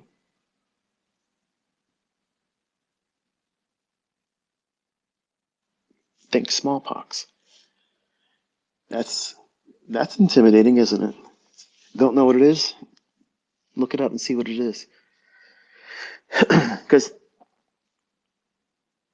we all know the flu isn't going to scare us again. Nuclear bomb or nuclear radiation and fallout. I've said this. I think we're going to see that. And if you're alive listening to me right now, you're going to see a nuclear bomb dropped in the United States somewhere, and you're also going to see it in Israel. It's absolutely 100% going to happen in your lifetime. And I don't own either of those weapons, so it's not me making a threat. It's just something that it's been written about, and it's going to happen. And for the United States, what other mechanism of fear and control could they implement? Nuclear fallout that you can't see, smell, or taste. It's invisible. So it's another perfect boogeyman. Stay indoors, shelter in place. Do you have a Geiger counter at your house? Do you have a Geiger counter? Chances are you probably don't. So if that box in your hand that you're holding right now listening to me, or the box on your wall that tells you what you're supposed to think about, what team's important in politics and in sports, that shapes your opinion about everything, if that box tells you, stay indoors, tape up your windows, put plastic over everything, don't go outside, fallout levels are this high, not every one of you are going to believe it, but a lot of you will, especially if you see a mushroom cloud and video footage of something blowing up somewhere. But what happens if they say, look at this, here's footage of so-and-so at the store, and they just drop dead, and they're really dead, and it starts happening in other places, because somebody that's had enough of the stuff that's going on releases something terrible. And it's a real thing then. Trading's not going to be on the top of the list when it gets to something like that. And I'm not fearful. I'm not trying to sow fear and worry any of you. I'm just saying, have you paid enough attention in the last 6 years where anything's possible now?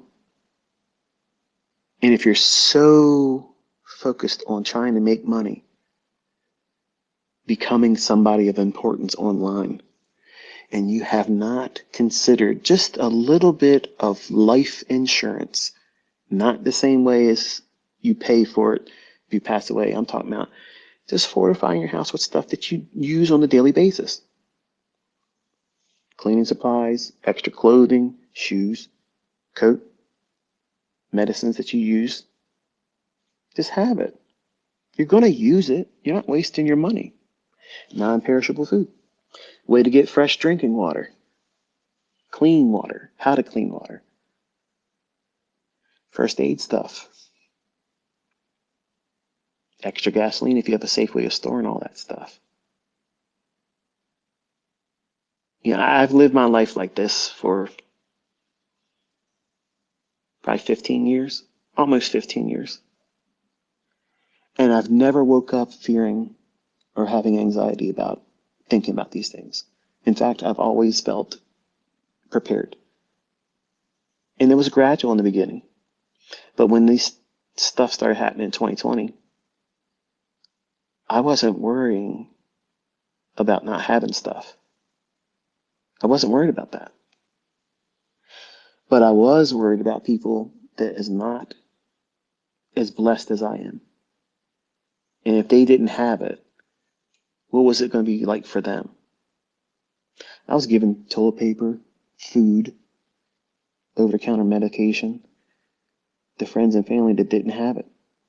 And they were told by me, get yourself extra stuff. Like I'm telling you, like I've told everybody before. And the level of crazy town that's going on right now,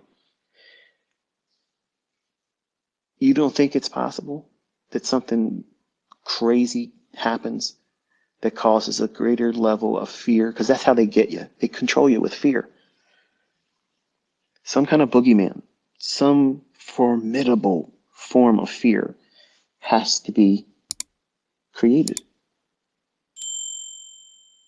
Who's going to believe they have to wear a mask and stand 6 feet apart again? I'm not. I'm not doing it. So what do they have to do now? They got to ratchet it up to something more significant to make you forget about all the things that you're learning about right now.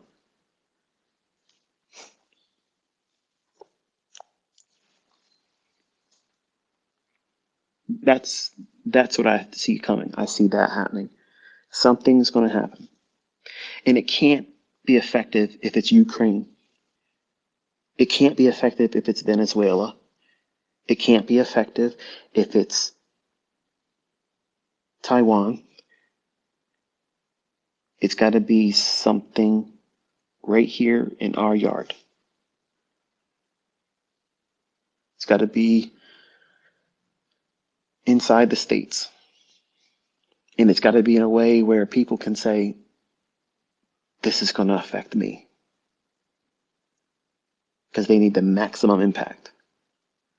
Because both sides of that aisle in DC are complicit. They have problems. And a lot of people have done some terrible things. And the man that is in office right now that promised he was going to do this, that, and the other thing to clean it all up has all the evidence and the names. And he's already told you that nothing's going to happen. Move on. How do you feel about that?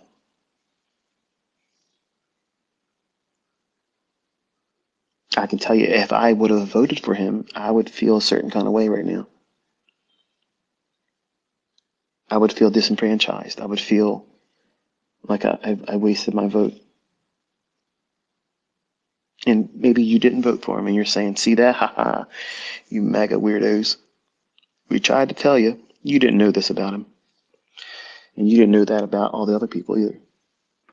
Because you're just voting for your team too. You're caught up in the same paradigm.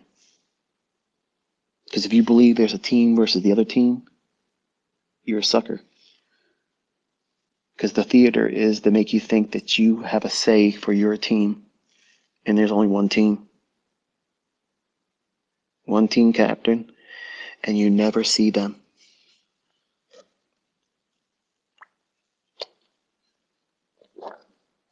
But you have all these pawns, these supporting characters, these actors and actresses.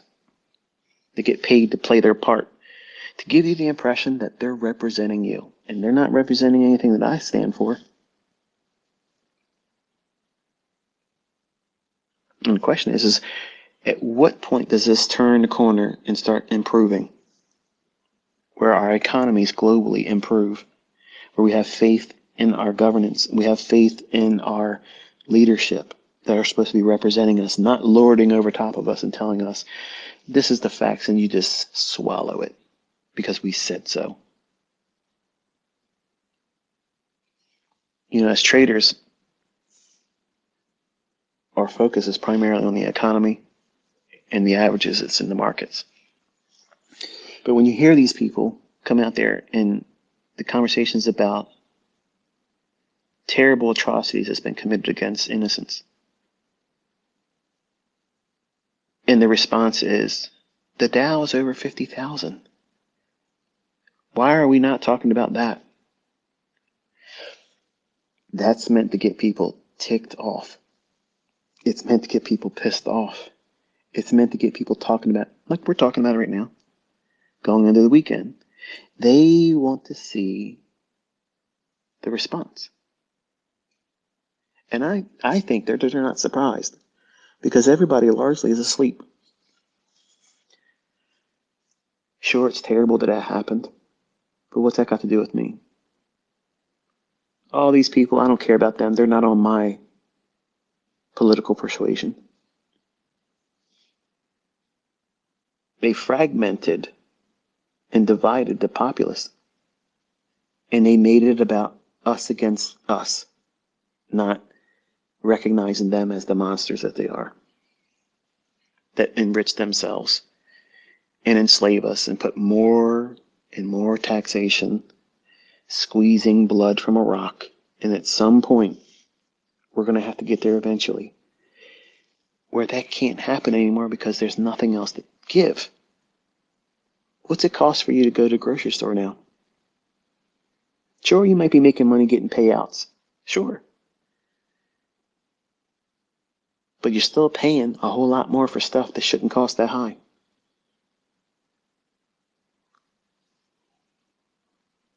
Think about it. Why is the groceries so expensive right now? I mean, I understood in 2020, going into 2021, I mean, there were supply chain issues. Okay, it's justified. It's understandable. But grain prices are low.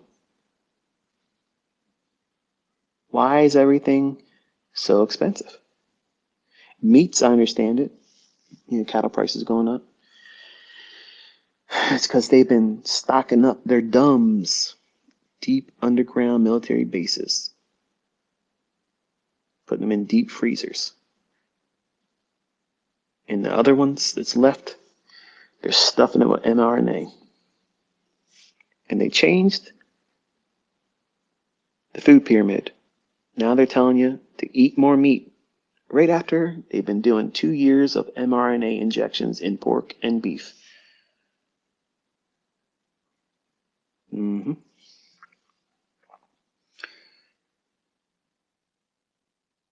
All forms of cancer got cured inside of 9 days. Isn't that interesting? So naturally, with all those cures, how are you going to get the remedy? Well, you just got to take this shot. The thing they created that cured it, I mean, it just so happens to be the same stuff that was in the COVID-19 shots and boosters. But hey,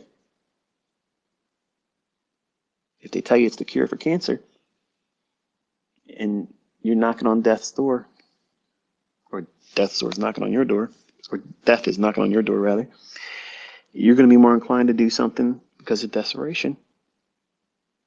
You're already dying. So what risk is there?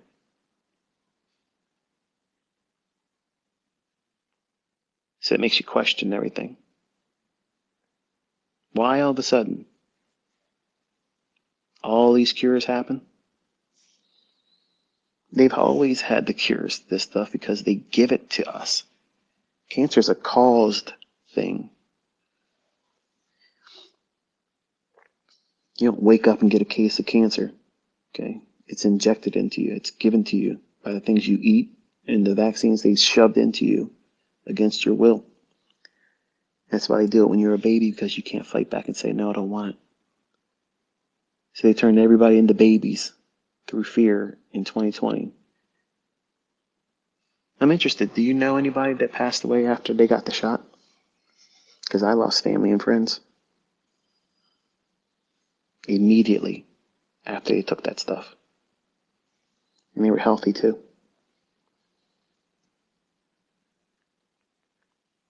Healthy people. Brain swelled up, heart swelled up, and died. And we weren't allowed to go to their funeral or viewing because their death was recorded as COVID.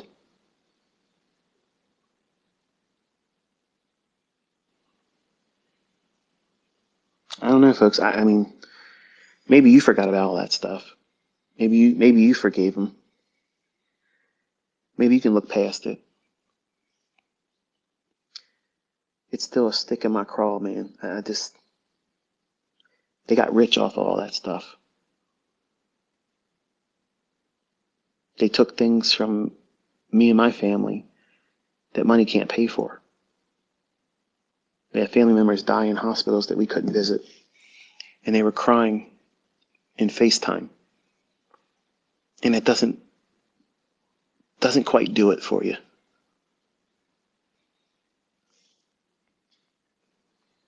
But you're getting to see what real evil looks like. And it's laughing at all of us. Because what are you going to do? You're not voting them out. You're not changing it by voting. The people that you are going to vote for in November, if that even happens, none of them have a solution for this stuff. They all want these migrants coming in because it destabilizes everything.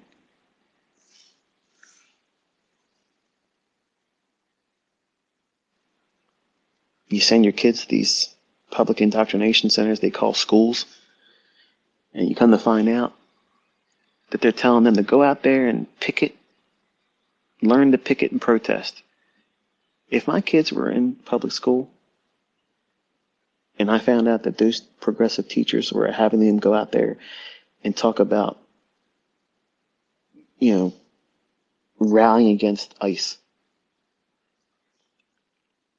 Listen, I don't care who you are, what it's about. They could be picketing anything. They could protest anything. You have no right to tell my child to go outside while they're supposed to be in school learning something, part of a curriculum. You're not teaching my kid to be a degenerate. You're not being paid to do that. And to see the schools just take a step back and say, well, what can we do? Well, you can pull your kid out of school. That's what you can do. But you don't understand. I can't afford it. You can't afford to what? Take care of your child?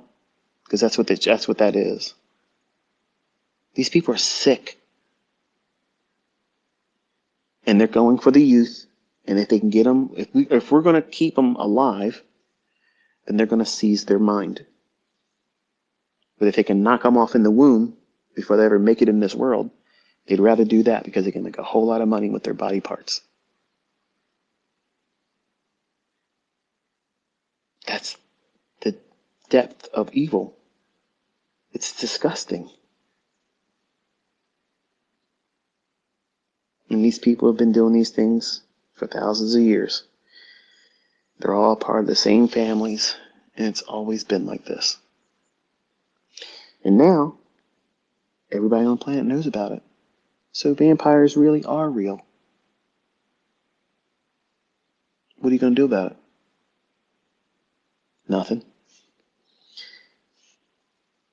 You're not going to do anything.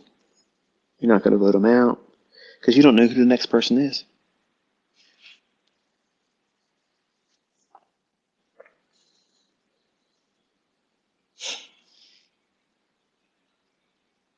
When you really get down to it and you think about it, it's awful, isn't it?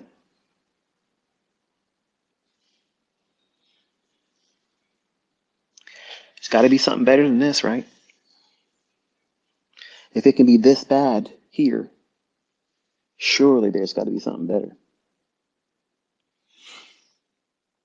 I know some of you like to say, well, if you believe in a God, why is he allowing all this stuff? Well, this is the byproduct of sin. He told you this is what's going to happen.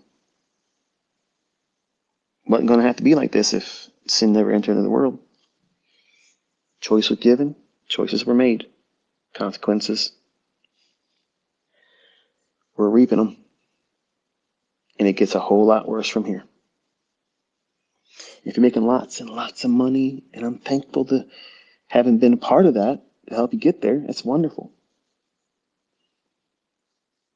But if you're going out there just buying stupid stuff, overpriced cars, overpriced watches and clothing, and going on trips just to spend money stupidly just so you can go on social media and tell everybody what you did, you are a fool. You're a fool. And you're going to feel it the worst when it comes down. It ain't going to be safe for you to go and do what you're doing, whipping around on your little recreational vehicles in the water, at your meetups, showing your little cars here and there.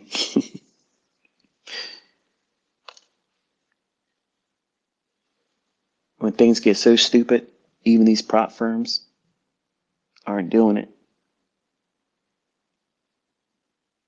And you need that money just to get bread and bologna to feed your kids. And I'm not saying you should eat bologna.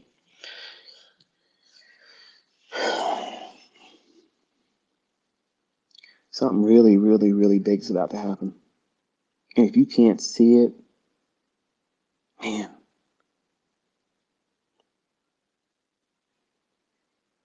like we're at that precipice. We're right there. We're right there, teetering on the edge.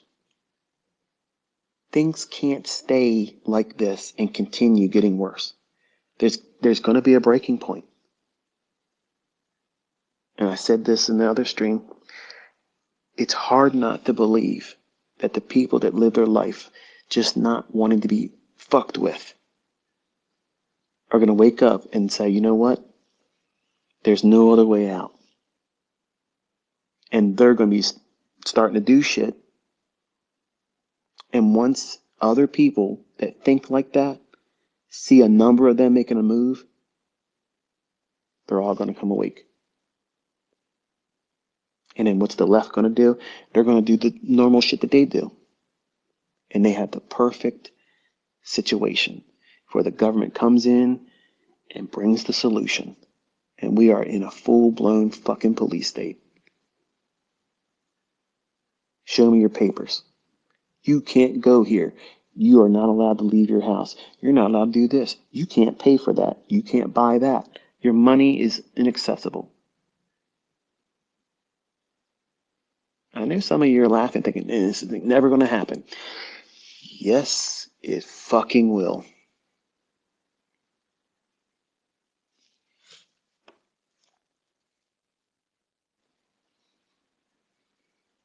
What do you think they want digital currency for?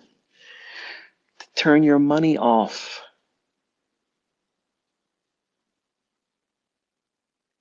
See, I have lots of cash. You got cash, you can go out there and buy whatever the fuck you want as long as you got the right denomination. You can do it. You can do that. But when everything goes digital, they can put thresholds where you can only spend this much and you can't spend it on that. Do you really want to live in a world like that? Do you want to be under the thumb of a oppressive, controlling government like that? In the United States, our founding fathers had no interest in it at all. At all. In fact, they said the moment we give ourselves over to a central bank theory or methodology, it's over. And that's why they want to put those things in every country. And if the opposition is seen because of the leadership, well, Team America comes in there and spreads a little democracy, and there's a regime change. And that's what they're about to do in Iran. Like it or not, that's what they're going to try to do. And the word, whether you believe it or not, says there's going to be a response soon. And you can read it in Ezekiel 38 and 39. And if you really understand what you're looking at, it's describing nuclear fallout. And the only way that time in history and the vocabulary they were using could describe it. Read it and see.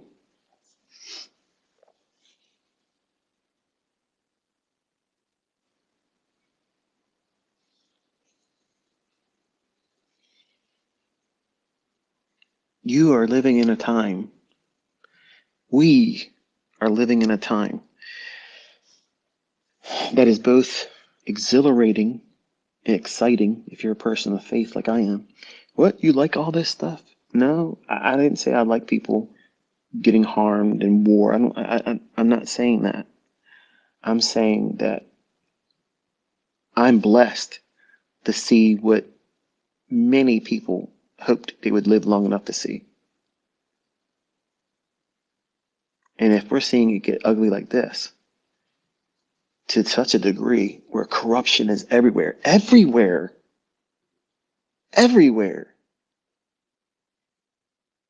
at this point, who's not a pedophile?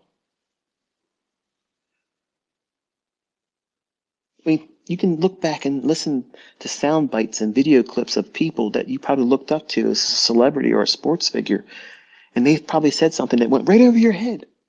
But now all of a sudden, if you hear that played back, it's like, were they telling on themselves right there? Did they forget where they were at? Did they let their mask slip?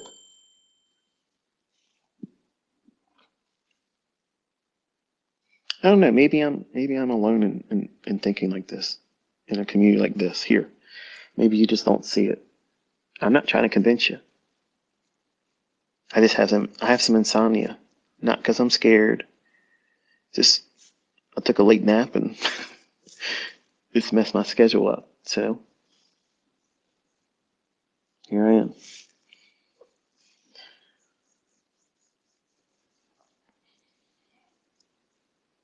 I gotta tell you, meeting my grandson was a wonderful, wonderful experience. Holding him and looking into his eyes, hearing him cry for the first time, feeling his little fingers wrap around my hand, grip my finger with the death grip,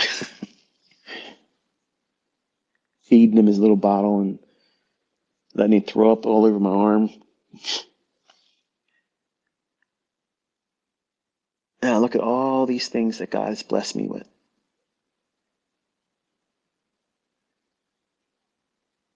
This wonderful privilege of knowing what I know. And I look around at these evil pieces of shit that's in leadership in everything.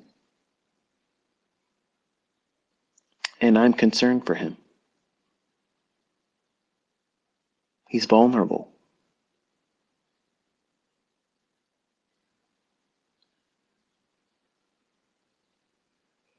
And my son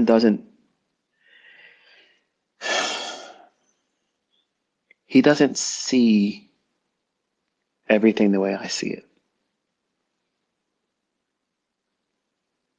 And I was always very strict as a dad. He was my firstborn. And I wanted to do things the right way. At the time, being a single dad like I was, I thought I was making all the right decisions about how I was raising him and what I would try to keep him from. And being in a split home where his mom and I weren't together, he was exposed to things that I would have never exposed him to. And she was very opinionated because she wasn't able to go to the bank with me. Her and her ex-husband had intentions of taking me to the bank because I had impregnated her. And I take ownership of that. Hey, look, I'm not trying to say I didn't take a part in it. I did, obviously. But I didn't know she was married. And that was wrong. So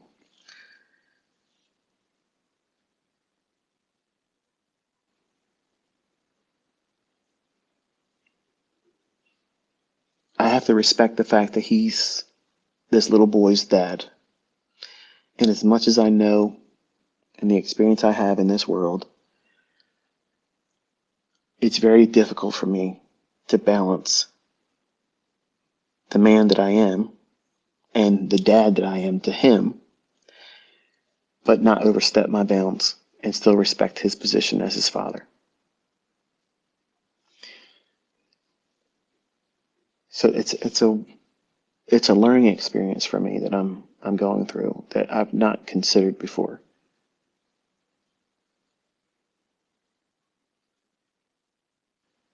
His wife's a teacher, and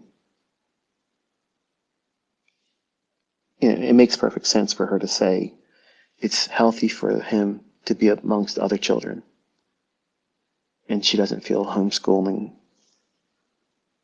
would be as effective for his social skills.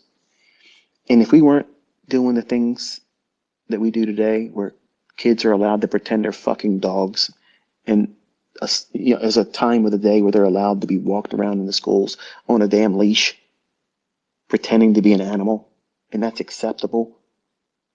I'm sorry. I'm struggling, folks. Like I don't know how to talk to them, and I'm feeling powerless because I don't know how to talk to them in a way that wouldn't come across as me telling them how to raise their kid. Like I don't want to be offensive, but I don't want to sit back quietly either. So I'm wrestling with this.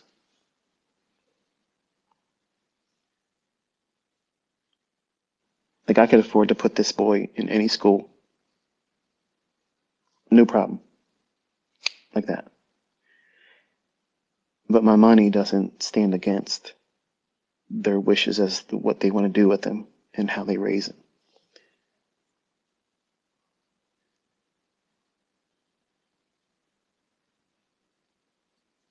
You know, I hope the Lord allows me to stay here long enough to give him every advantage that I can.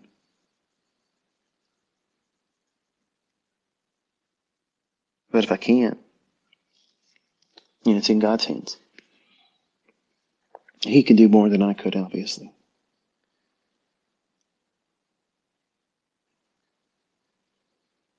I don't know if I don't know how I would be acting right now if I had a family member that was victimized like these people on that list. I don't know. Like I would be tore up. Like I would be wanting to see people answer for it. And we're not seeing that. We're being told it was a scam, it was a fraud, it's made up. And people are paying millions of dollars to victims that weren't victims.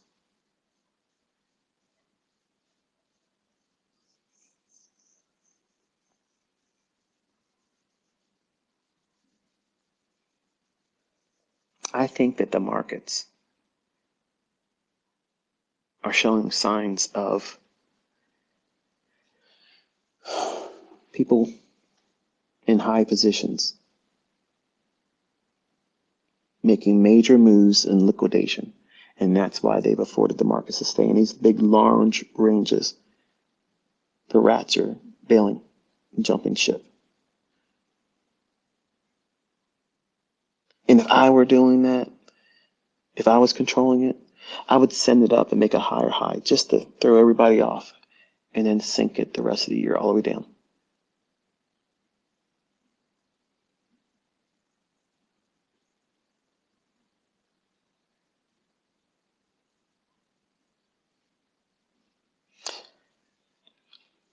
Warren Buffett, largest cash reserves ever in his whole entire life. Mr. Wonderful. Mr. Midas Touch, wealthiest investor ever in existence. Spent months on months slowly liquidating and building a cash reserve. Why? Don't tell me because he's retiring. Somebody else is going to be at the helm. Just because he's retiring doesn't mean anything. They know what's coming. They know. The question is, do you know what you're going to do if shit hits the fan? Like, what are you going to do?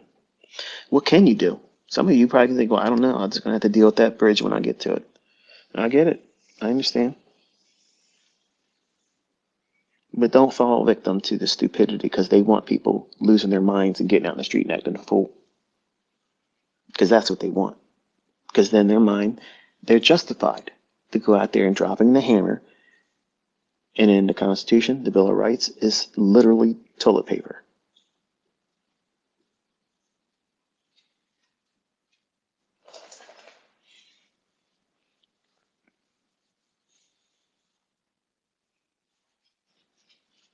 It's crazy when you think about it. Like, you see movies like Hostel, I was a younger man when it first came out. I watched that movie, and I didn't even finish it, and I would have never considered looking at the second one. I think there's just two parts, maybe a third one. I don't know, but I never watched the second one because the first one was just like, what in the world? And because I know people, a lot of people all around the world, really. Some of them said, look, that stuff is a real thing. Like, it really is like that. And I'm like, hell no, I ain't going to these foreign countries like that. No way. I'm not doing it.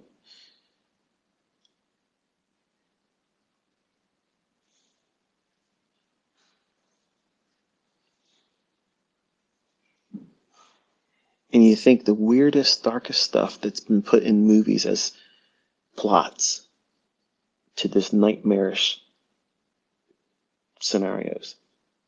These children were enduring worse than that. How awful. And you think it's suddenly just stopped. It didn't. Right now, while we're sitting here in the comfort of our homes, maybe you're at work listening to me, maybe you're doing something else, maybe you're hearing it as a recording, I don't know. Look around. None of that stuff's happening to you. Your children, maybe they're in bed like mine. No one's doing anything to them but somebody else's daughter or son that's being done to them. Doesn't that fucking boil your blood? Doesn't it make you want to fucking just scream like, you sick sons of bitches?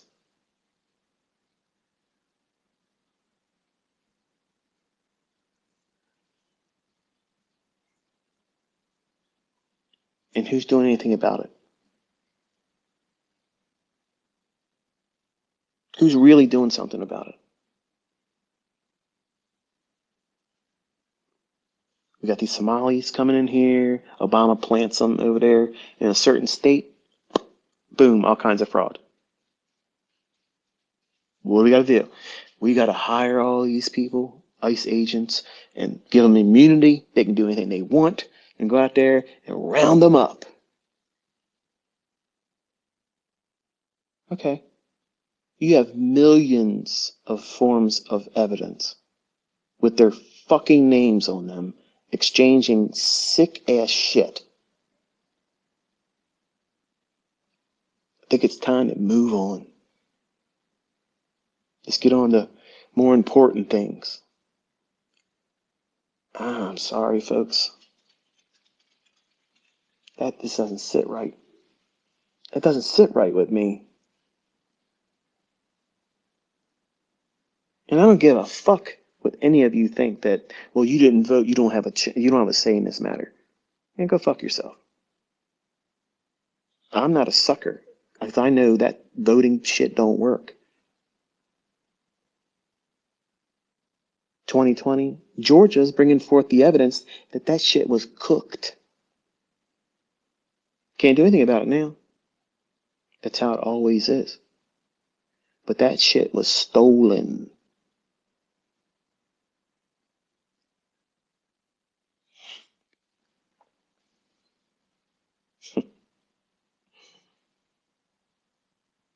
No election's ever going to be legit. It's never going to be legit. You're not going to have anybody. Where's the new lifeblood leadership that's going to come in here and take things back to the way it should be? Law and order, preservation of our rights and liberties. Nobody. Even Republicans are showing that. To the good old boy club, they're not saving shit. And Democrats aren't even Democrats. They're something else. I grew up, my family was always Democratic. They were the Democrats. Democrat, Democrat, Democrat. They hated Republicans. They couldn't stand it. My Uncle Stan tried to get me into trading thinking as a 13 and 14-year-old. Always was a Democrat. Trump was the only time he voted as a Republican.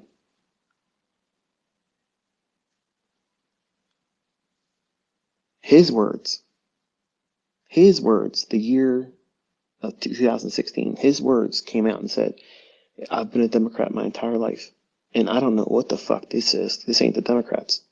There's something else going on here. And you know what he said? This is a Bolshevik revolution. And I never heard anybody else say that shit until years later.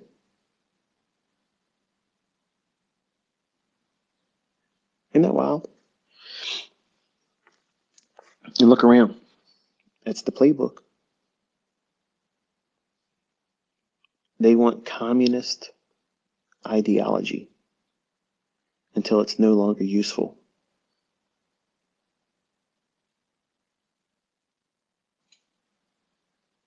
You can't trust your leadership, folks. You can't. You can't vote them out. And they want to tax you more and more and more. While everything's already expensive. They want to take away your liberties and your freedoms, and they want to give greater liberties and freedoms to people that are not natural born citizens of your country.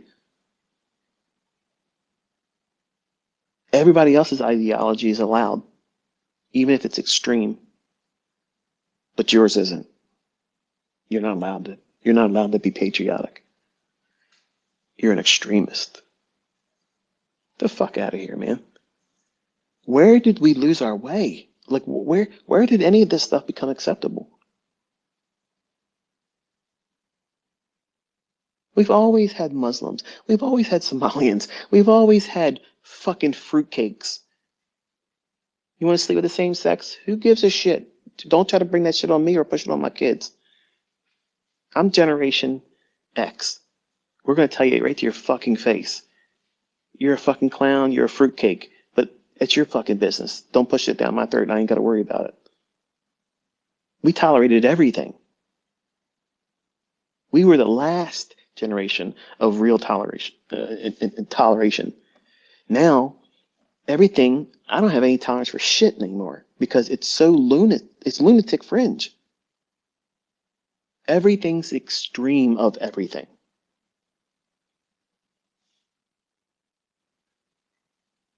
And that's what they want.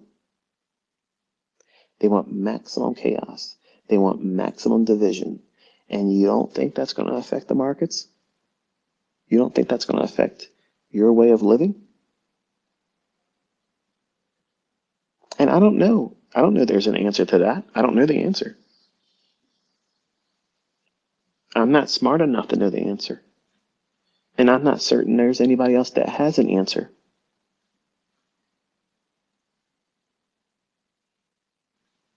There's going to be a day where I don't have anything to say to encourage you. And you might be experiencing that right now. You're like, man, this is some doom and gloom shit, man. It's not a cheerleading session. It's just take it to heart. Look around. It's easy to get caught up in what we do and think that, on this side of the fence, we're immune to it all. Maybe you're not. Maybe I'm not.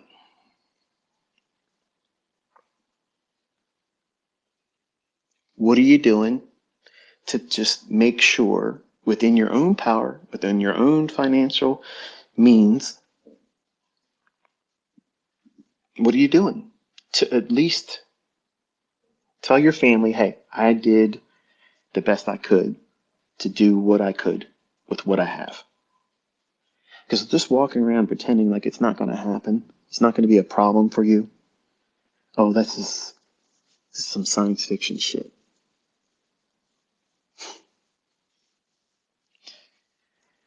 In Kid Stream, I said this. I said, imagine going back in 1985, if you've lived that long, and describing to someone what we just saw happen during the COVID horseshit. They would say it was never going to happen. Now teleport to 2019 and try to tell somebody that it was going to be like that too. I did, and people laughed at me. Some of you listening right now have been laughing this entire conversation. And I want so badly to be wrong. I want to be wrong. I want to be wrong.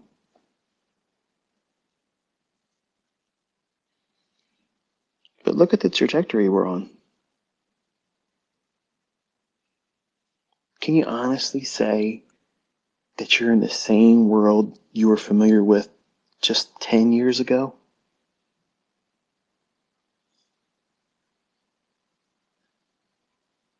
I don't recognize this place. Like, I don't recognize it. People are so fucking hateful, so mean-spirited and spiteful. It's no longer just a fun competition. Just, let me try to do something and do good. No, I want to destroy, victimize everybody else. There's no good in the world anymore.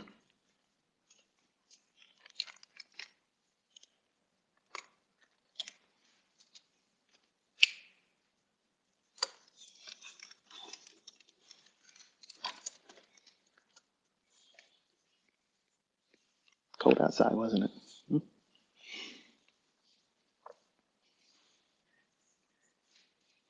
We have some foxes that come around all now, and I'll take food and I'll set it out for them, and they have like a time they come by my house every night. And Scout, she knows their schedule, so she likes to be out there. She wants to catch them. I think it's a mom and a cub. So she's out there teaching them how to forage, I guess. But anyway, I think I'm getting close to feeling tired enough to lay down. If you hung out with me, that was cool. Maybe I helped you pass some time at work, or if you were by yourself and didn't have anything else to get stuck in. Maybe I bored the shit out of you. Maybe you're ready for bed too. But I want to say this and close it. Everything going forward from here on is going to be meant to get you so fucking pissed off to make irrational decisions and do dumb shit. You're not going to do no 1776. You're not going to get out there in the streets and be a vigilante. You're not going to tear up your shit. You're not going to look at your neighbor. Who's that? Anybody that's not you. You're not going to look at them even if they're from another country, whether they're here legally or not. You're not going to look at them and say, you're the fucking problem. Because they're not the fucking problem. They're not. The people that planted them here, that's the problem. And you can't reach these people. They don't have a name. See, you're seeing emails that have their names redacted, but that's not the real people. They're just the pawns behind all this stuff. The real players, the real families, you would never fucking live if you spoke their name. And that's the reality. And what they're doing is they're offering those individuals they've used for decades up as a sacrifice. Their usefulness has been expired.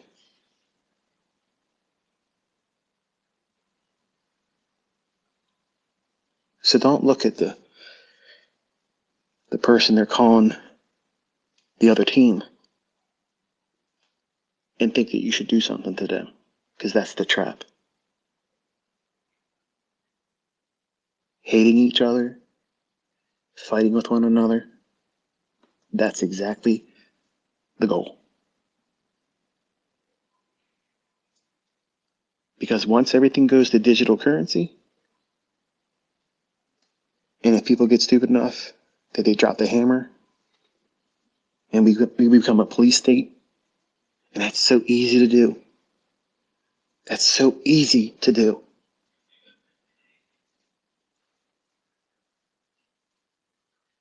It's going to be real easy to say, you need this inoculation, or you can't participate.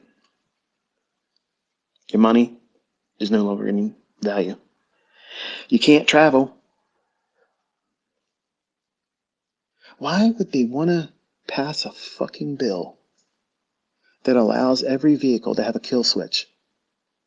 Yeah, it's funny. I talked about that in 2020. Membership, mentorship students. It's funny how that fucking shit's working out.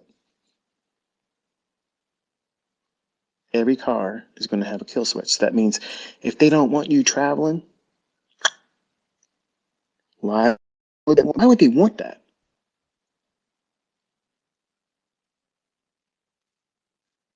Probably didn't hear about that, did you? Don't take my word for it. That's where shit's going. They want to lock your money down, and they want to lock you down. And if they can't let you travel, they can't let you spend your money, and they give you instructions, and you don't comply, you stay outside the system. But what happens when your kid needs a medicine? They really need a medicine. You know, like insulin.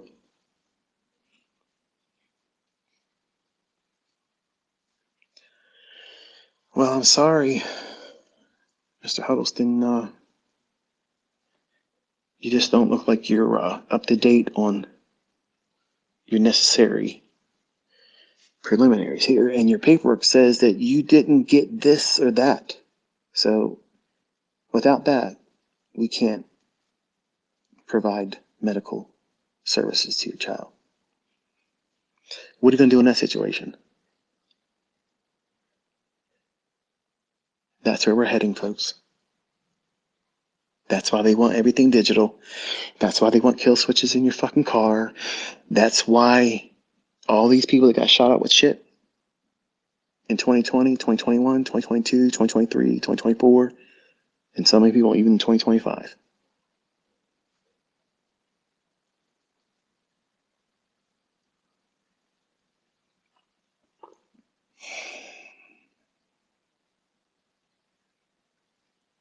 It's crazy.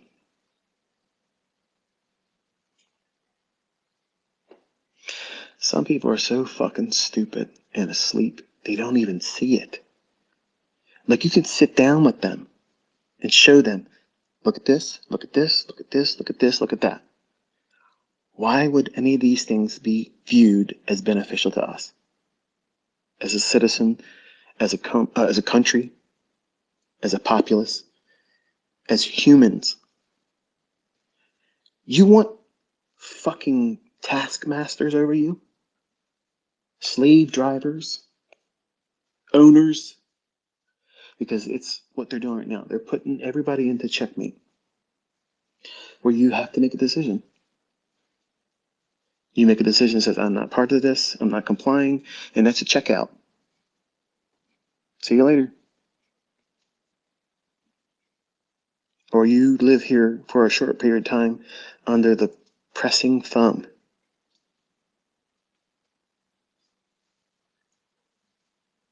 That's not living. And a lot of people can't see it. They can't see it. They don't see it being ushered along. And what's weird is a lot of people deny it's happening. And there's a few that can see it happening, and they deny it wasn't foretold. That to me is crazy. But anyway,